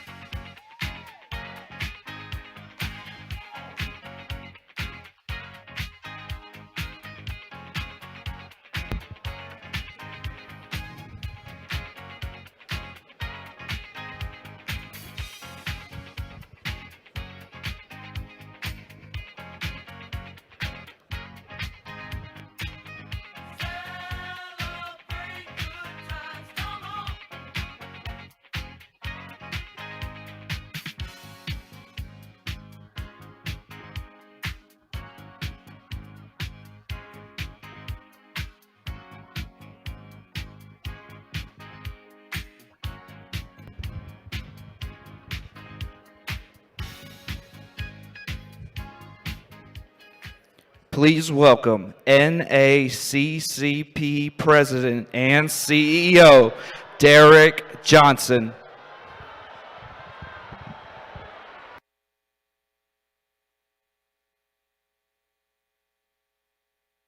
They not like us. They not like us. They not like us. Good afternoon.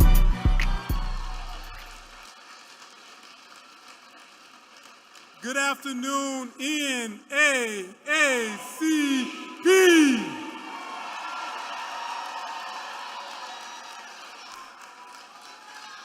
It is a great day to share space with faces we know and those who we hope to know better.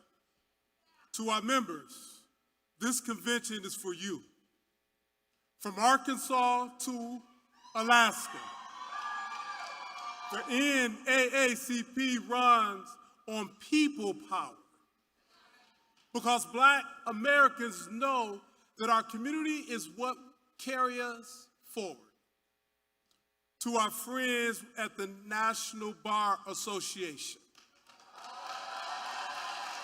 thank you for your decades of partnership and advocacy on behalf of the Black community in courthouses throughout the country. And to the members of the CBC, the conscience of the Congress, your leadership, your voice, your advocacy, your understanding of how public policy must improve the quality of life for African Americans, let me correct that, for Americans across the country has propelled this nation forward in perfecting democracy. 4 years ago, the world was forced to bear witness to a reality that may have been new to them, but was all too familiar to us. The death of George Floyd was a tragedy that is all too familiar to the countless others that have ripped apart Black families, communities across the country.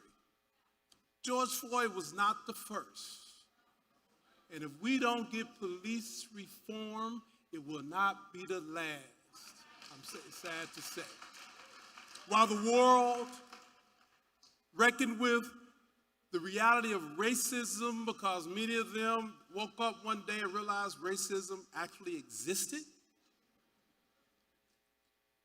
although it often manifested itself in the form of unspeakable violence against Black people, whether it was Emmett Till or the church bombing of the 4 little girls in Birmingham and countless other stories.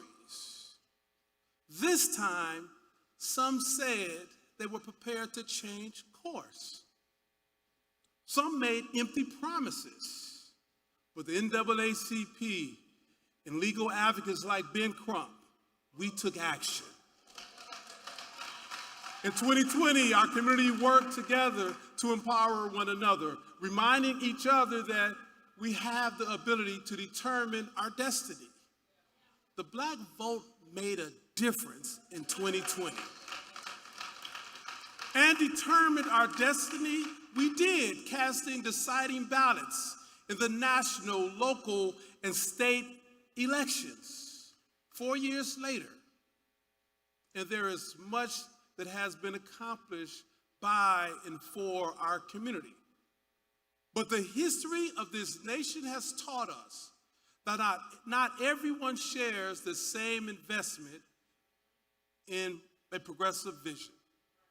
For some, the notion of progress is seen as a threat to the imbalance of power that has allowed them to prosper while others are left in peril. The rejection of collective advancement and achievement has created division, pitting community against community, breeding extremist ideologies that leaves no room for compromise or conversation. After the abolishment of slavery, it was Jim Crow. After the Civil Rights Act, it was the war on drugs. After the election of the first Black president, it was Make America Great Again. And now, after the racial reckoning that a Black man lost his life, that all of us seen on social media platforms, on cable news, on broadcast news, the response is Project 2025. Over the past 4 years, we've worked to make education more equitable and accessible while widening the opportunity to increase economic output through organizing, advancing, and working with the current administration to cancel over $160 billion in student debt. Teachers, for the first time, qualifying for home ownership or increasing the quality of the housing stock that they are able to get for their families. However, Project 2025 not only seeks to revert that progress, but to dismantle the Department of Education that provides a pathway to opportunity for all Americans. But the planned assault on education does not stop there. Project 2025 seeks to return back the rights to states. For those of us who live in the South, we know when the dog whistle of state rights, what it truly means. And they're seeking through this states' rights approach to gut Title I, which would lead to the divestment of our public schools, hitting our community hardest. What would this nation be without a public education system for all children, providing quality education? And to those who have yet to see book bans in their states, Project 2025 plans to enact those bans nationwide. This is not a fictional concept.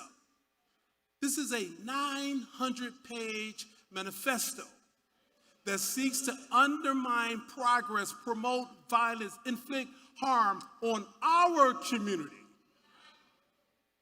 But they must know that in NAACP, we will be here for that fight. This election is not about candidate A versus candidate B or political party A or political party B. We are nonpartisan, but we are political as hell. And we know that this is a fight we must take on.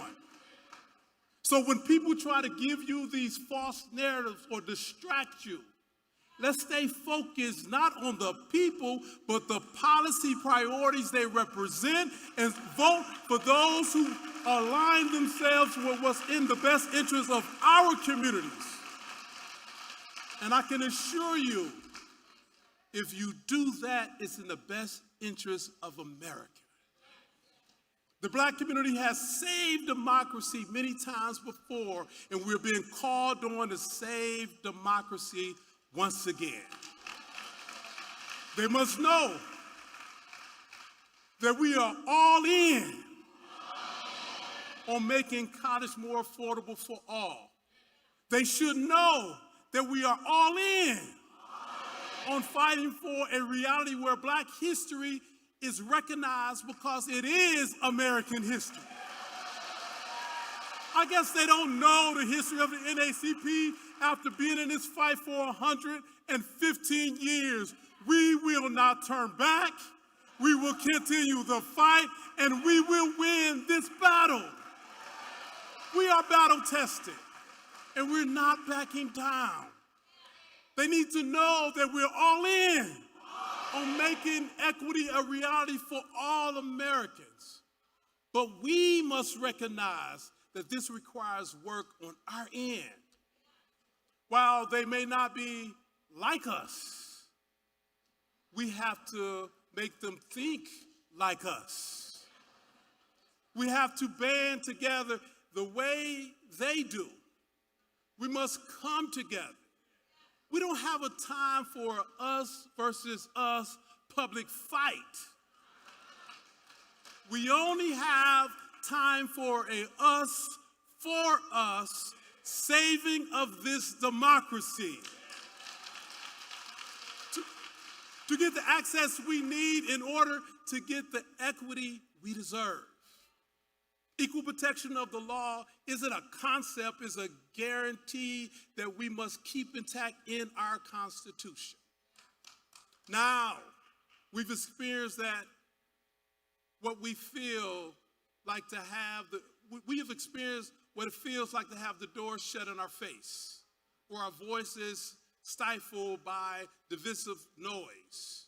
We know that change is possible when doors are open, and how our culture shines through those doors when individuals like Steve Benjamin sits in the seat he's sitting, or Michael Regan sits in the seat that he's sitting, or Karine sits in the seat that she's sitting, because we will operate in excellence to ensure that this concept of democracy is protected, it grows, and is inclusive. We're not asking for perfection. We're asking for platforms that empower, not imprison. We're asking for leaders who don't shut the door on our face or drown out our rallying cries. And while there is a lot of work to be done, I am proud to welcome a leader who doesn't shut the door in our face, but turns up the volume when speaking. A leader who may not always get it right, but is all in on getting it done. And with that being said, I am honored to welcome the 46th President of the United States of America, Joseph R. Biden.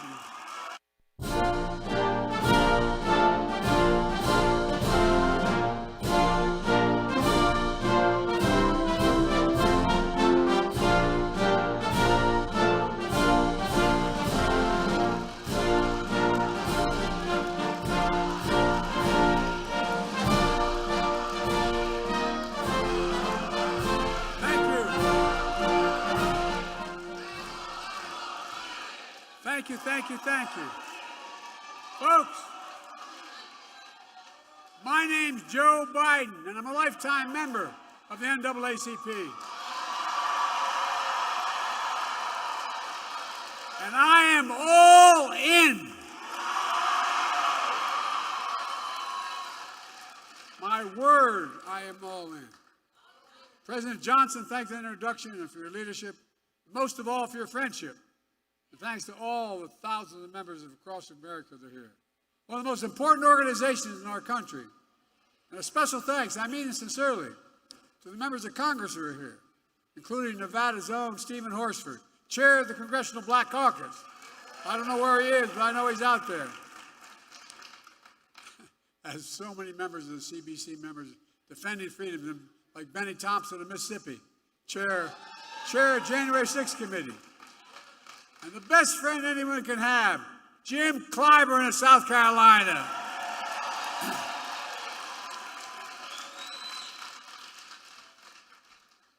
In case you didn't notice, Jim turned it around for me in 2020. Look, in June of 1947, Harry Truman became the first president to speak at this convention. And he was remembered for a lot of things. With the help of the NAACP, he desegregated the military. He laid the groundwork for the civil rights agenda. And he built upon President Kennedy by that. President Johnson, who signed the Civil Rights Act of '64, 60 years ago. Harry Truman was president, who was often counted out, but is also known for something else. The story goes, Truman said, if you want a friend in Washington, get a dog. Well, guess what? After the last couple of weeks, I know what he means.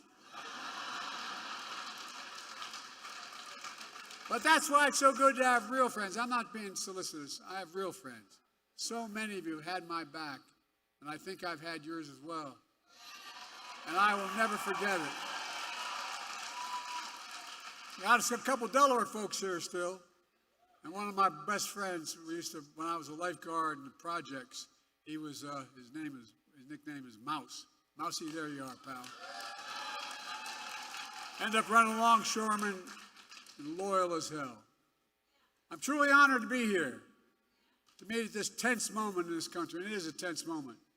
Just a few days after the assassination attempt on Donald Trump, we're grateful he was not seriously injured. We continue to pray for him and his family. It's time for an important conversation in this country. Our politics has gotten too heated. I've said in the Oval Office on Sunday night, as I made clear throughout my presidency, we all have a responsibility to lower the temperature and condemn violence in any form.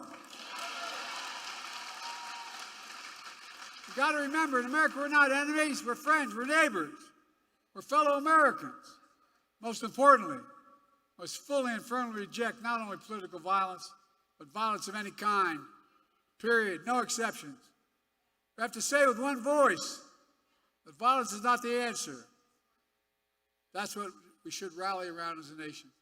That's the unity I'm talking about. Few organizations know that better than the NAACP. For the race riots in Springfield, Illinois in 1908, the NAACP was formed. That's what started it. You know the pain and the price of violence. You understand if you're going to talk about standing against violence, you must stand against all violence. We must stand against violence perpetrated against presidential candidates in Pennsylvania. We must stand against all violence. The violence perpetrated against George Floyd of Minnesota. Against black veterans like police officers Eugene Goodman on January 6th. And black election workers like Ruby Freeman and Shane Moss in Atlanta. We have to stand against the violence and intimidation of white supremacy that murdered innocent lives in that grocery store in Buffalo, New York when I went up there. Mother Emanuel Church in Charleston, South Carolina. We're standing against the violence that murdered children in Sandy Hook and Uvalde. Concert goers in Las Vegas. Innocents on the street all across America that never make the news. There's Uvalde every day in the communities across the country. If you're going to be outspoken on one, don't be silent on others.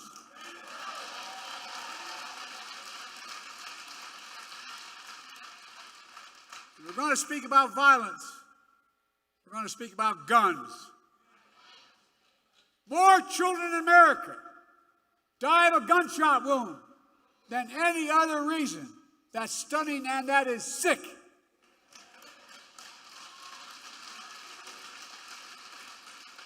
And it's sheer cowardness if we do nothing about it.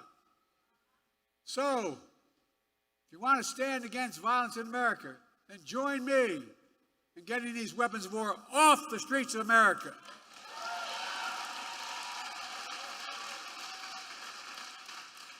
An AR-15 was used in the shooting of Donald Trump, just as it was an assault weapon that killed so many others, including children. It's time to outlaw them. I did it once and I will do it again.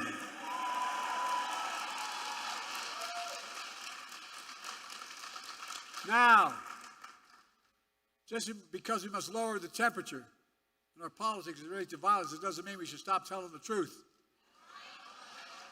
Who you are, what you've done, what you'll do, that's fair game. As Harry Truman said, I've never given anyone hell. I just told the truth and they thought it was hell. That's what I'm going to do. Well, here's the truth about why Donald Trump's presidency was hell for Black America.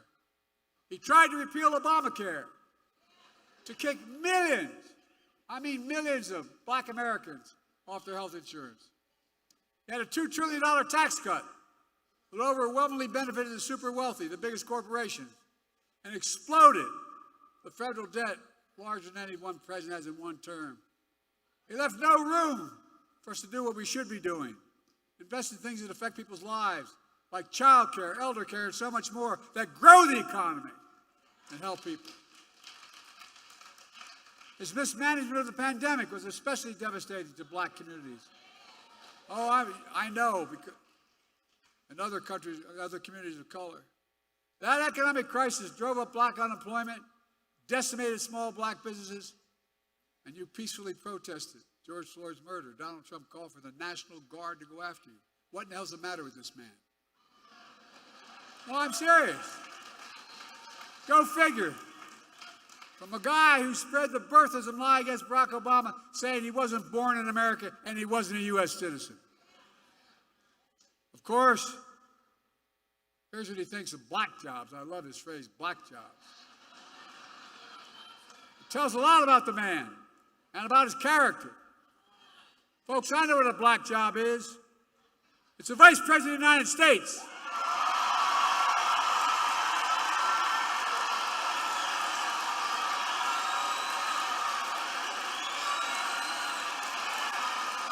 I know what a black job is. The first Black president in American history, Barack Obama.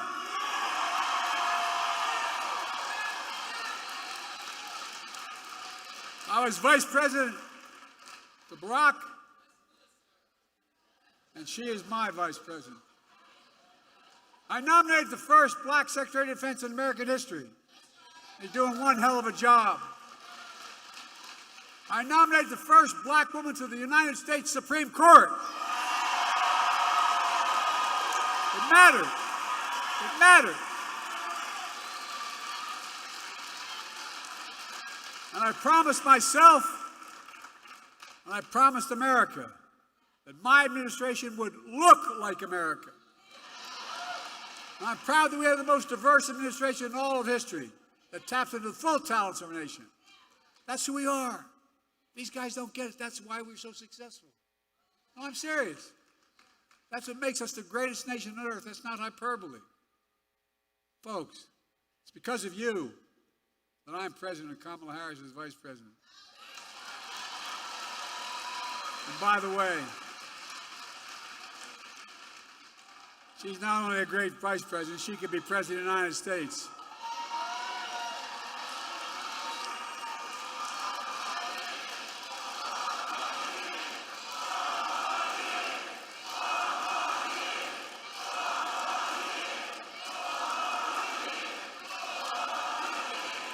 Thank you. With the help of the NAACP, the black elected members in the Congress, we've gotten so much done. Seriously. Presidential historian said we've gotten more done of consequence than any president since Franklin Roosevelt. Just think about where the black community was when I came into office. Think about how far the black community has come, but we still got a long way to go.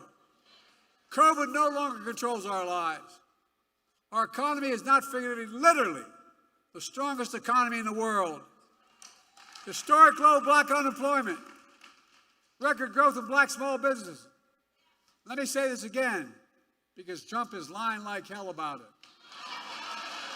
The black unemployment hit a record low under Biden-Harris administration. The first bill I passed, we put $1,400 checks plus $300 checks per child, per family, per month in the pockets of people in this country to get them through the pandemic. Not Trump's administration. Kamala and I did that. We put more money in the pockets than anyone.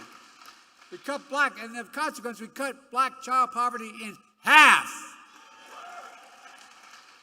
And what we're finally getting through to people, my economic policy grows the economy when we spend money. Grows it. We grew the American economy to the strongest in the world. And I'm determined to make that tax cut permanent.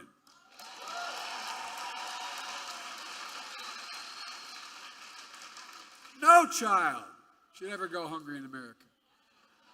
And by the way, all the data shows they can't let them tell us we drive up deficits. They drive up deficits, folks. When you have child care, guess what? Mom or dad can work. And the child can be safe.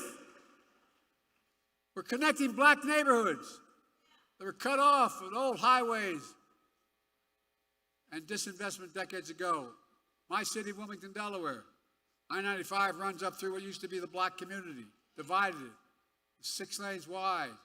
We're going to make sure that the states want it. We're going to be able to pave over at the top of that and still have the highway. Connecting neighborhoods. We're removing, which is costly, every poisonous lead pipe in a house in America so every child can drink clean water without fear of brain damage. We're delivering high-speed and affordable broadband. No child should have to sit out in the parking lot with their moms in front of a McDonald's so they can get online to do their homework. And because of you, we're not only protecting Obamacare, you allowed me to increase it, making health care more affordable. We're putting, and by the way, more than it's ever been,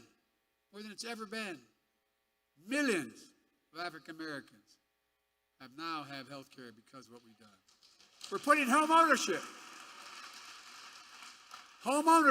within reach. How do you generate generational wealth, no matter what community you're from? I know how we did it when everything got stuck in Scranton and we no jobs.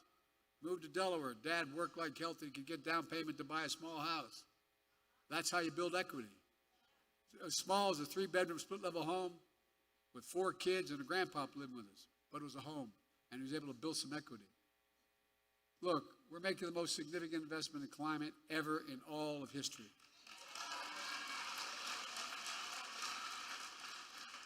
Including the most significant action on environmental justice ever. Look, folks, think about this. My state of Delaware, if you know, not many don't know my state. My state of Delaware has a Delaware River runs up along, as jagged. But at the top of the state, there's a half moon. And it goes up along more oil refineries on the other side of that half moon in Marcus-Hook areas than anywhere in the country, including Houston. And guess what? The wind blows southeast. We had the highest cancer rate for the longest time. But you know who's affected? Fence line communities. And you know who the fence line communities are? Black communities. And I promised, as we make this legislation work, we're going to take care of those communities first. First. I mean it. Same way in Louisiana, same way in other places. Look, we've received student debt for more than 4 million borrowers. A significant amount are black borrowers. I don't know how many have called me, say, Mr. President, or God, I've gotten phone numbers, I've called them back. Mr. President, thank you. I couldn't get married. My debt was so large. I couldn't have children. I couldn't think of, no, I'm serious, you know it. I couldn't buy a home. But what you did, you freed me of my debt, and you gave me $10,000 for a down payment in a home.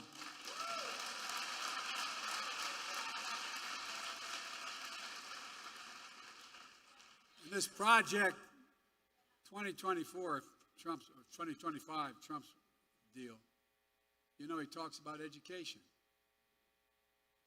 HBCUs are as good as any other university. Guess what the problem is? No, I'm serious. Not a joke. And Kamala and I have a constant fight. She says Howard's the best. I said Delaware State's the best. But that's where I got my start. But my point is this. They don't have the endowment. So what are the jobs of the future? The high-tech jobs of the future. You're going to pay a lot of money.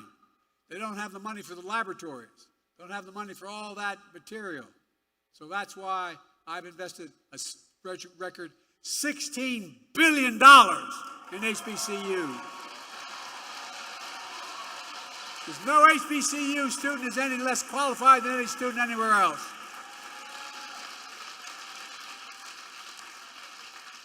And by the way, we're making sure that no one goes to jail for the mere use or possession of marijuana.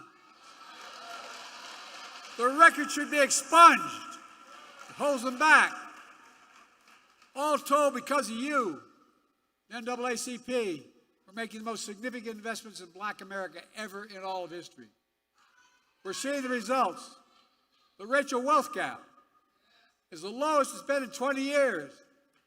Inflation is down in 3 years and coming down further, and we're going to have, as they say, a soft landing. Folks, you're going to see us grow faster and faster. That's not just my view. It's the view of 16 Nobel Prize-winning economists who put out a statement looking at my economic plan and Trump's. They said, my plan will continue to lower inflation, continue to grow the economy. Prices are falling for cars, appliances, and groceries. We're going to keep corporate greed at bay. But here's the thing, what I said about Trump. They said, his policies will cause a recession. No, this is not a Democratic outfit. 16 Nobel laureates. Look, I come from the corporate state of the world, Delaware. I know how they work. There's more corporations incorporated in my state than any state in America, all combined. But that's what? We have to deal with corporate greed now. No, it is. Corporate profits are double since the pandemic. And they keep bringing prices down. We have to bring prices down further. Look, folks, the idea that corporate-owned housing is able to raise your rent $300-400 a month or something, under what I'm about to announce, they can't raise it more than $55.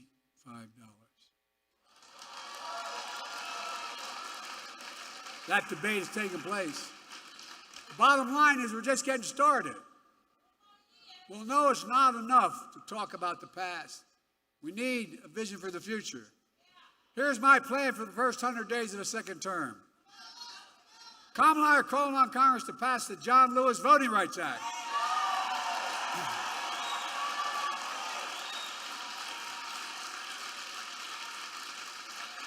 I did all that I was constantly able to do with executive authority, but we need the act.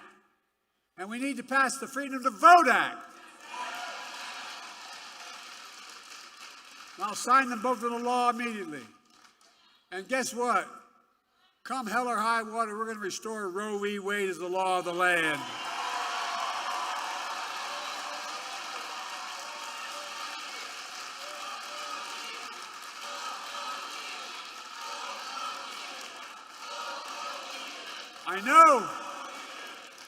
I know you say, Joe, you may not have a Congress. Well, guess what? You all told me I couldn't pass the Inflation Reduction Act. You all told me I couldn't face it. Anyway, we did it with your help. Republicans blocked police reform in Congress. So I signed a historic executive order on police reform. I'm going to come back and we'll sign George Floyd and Policing Act into law come hell or high water. Not only going to stop MAGA Republicans, I'm going to stop them in their program on 2025. We're going to stop them from cutting Social Security and Medicare. I'm going to expand Social Security and Medicare by making the very wealthy begin to pay their fair share. We're going to bring rents down, as I said. We're going to build 2 million affordable homes and cap rent increases of 5% a year so corporate landlords can't gouge. Anyway, I don't want to get going. I'm going to get very upset. But they're just gouging Americans.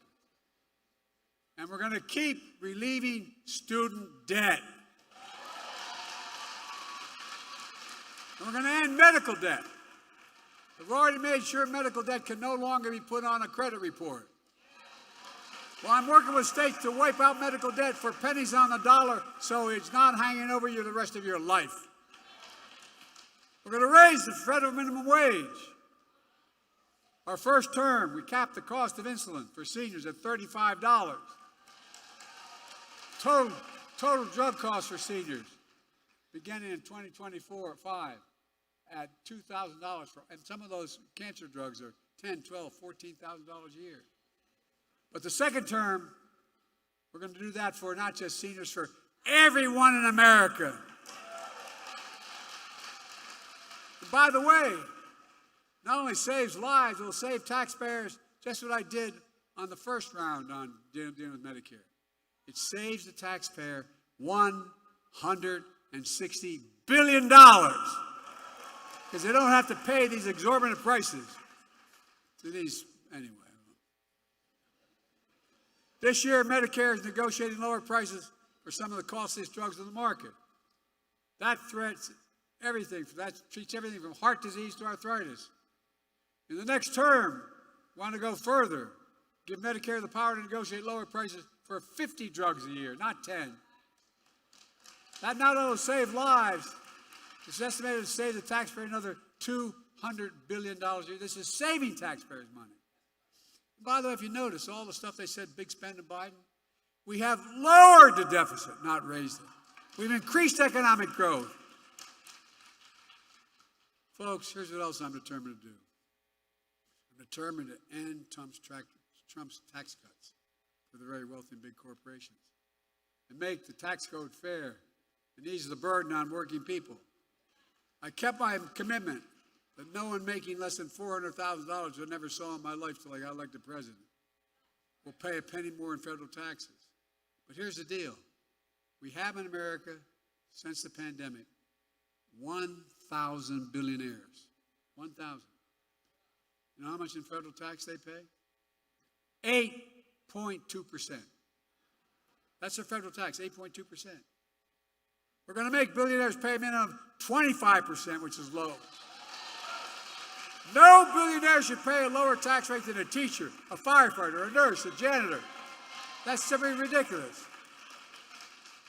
And when we do that, that alone will generate $500 billion in revenue over the next 10 years, allowing us to lower costs for families and save the government money. We can do more on elder care, child care, bringing down the federal deficit, and so much more. This is not rocket science, folks. But they've convinced us that any spending of money is costly. It's saving money. By God's truth, it's saving money. And it's vitally important. You know, the next president of the United States could appoint 2 or more justices to the Supreme Court. Just imagine. I know the stakes. Folks, my vision for the future will continue to be all about working people in this nation. And my whole career, and go back and look at it, I've not been perfect by any stretch of the imagination, but a simple proposition, the family I come from, the neighborhood I come from. Everybody deserves a shot, just a shot, no guarantee. Give hate no safe harbor. Leave no one behind. That's in stark contrast to my predecessor and the mega officials. They'll do everything undo everything the NAACP stands for. But now they're trying to deny it. They're lying about their Project 2025. They want to deny you freedom, the freedom to vote, have your vote counted. They'd impose a nationwide ban on abortion. This new vice president, if you ever have any doubt, man, just take a look at what he's been saying. They want to prosecute political enemies. They want to cut Social Security and Medicare, rip away protection from millions of pre-existing conditions, over 400 million people. Stop Medicare from negotiating lower prescription drug prices, risking people's lives, costing the government more money. They'd eliminate the Department of Education. No, you ought to read it, saying it's a state issue.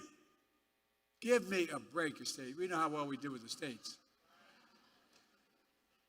They would cut school lunches, eliminate the Head Start program for lower-income children.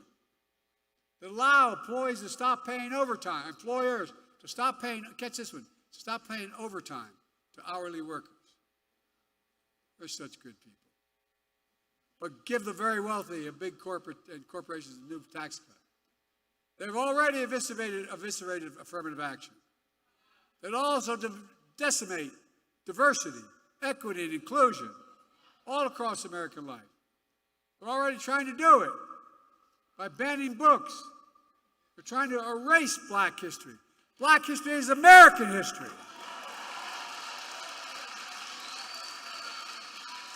Folks, I'm not being dramatic here. We cannot let that happen.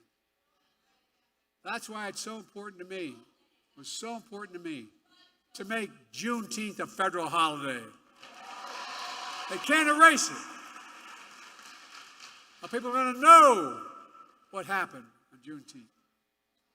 That's why I made federal lynching a federal hate crime in Emmett Till's memory, and that's where you've been reminded. Remember what they tried to do? As well as establish national monuments for Mamie and Emmett Till, and so much more. So there's no doubt about what's happening. Look, folks, as I said before, we know black history is American history. It's as simple as that. Let me close with this.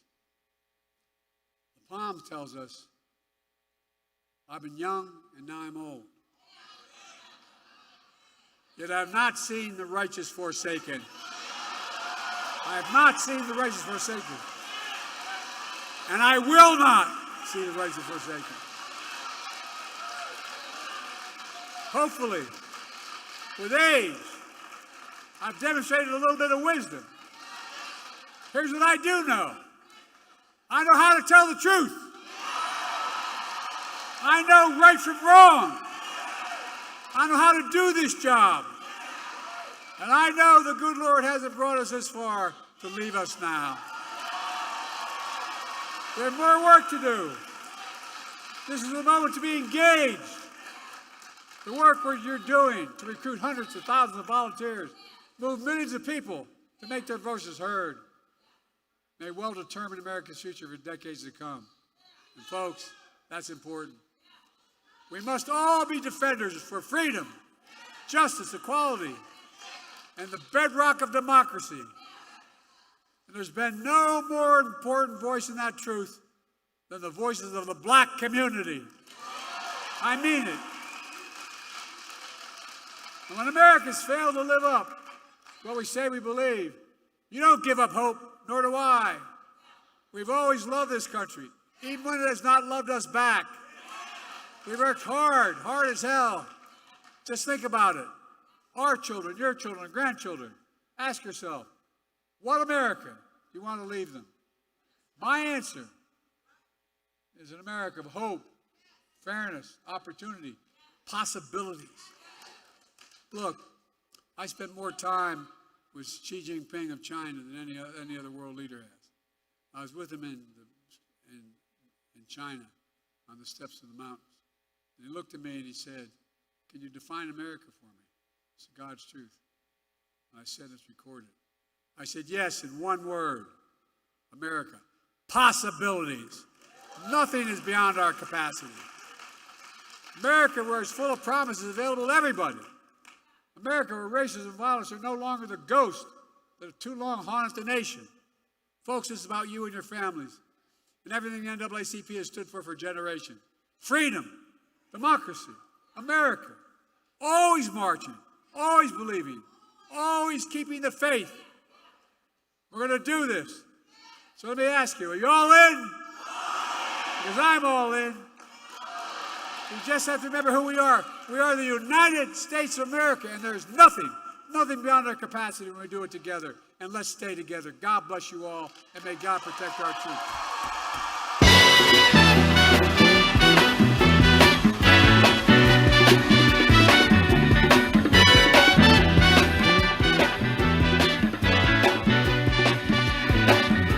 Hush now, child, and don't cry.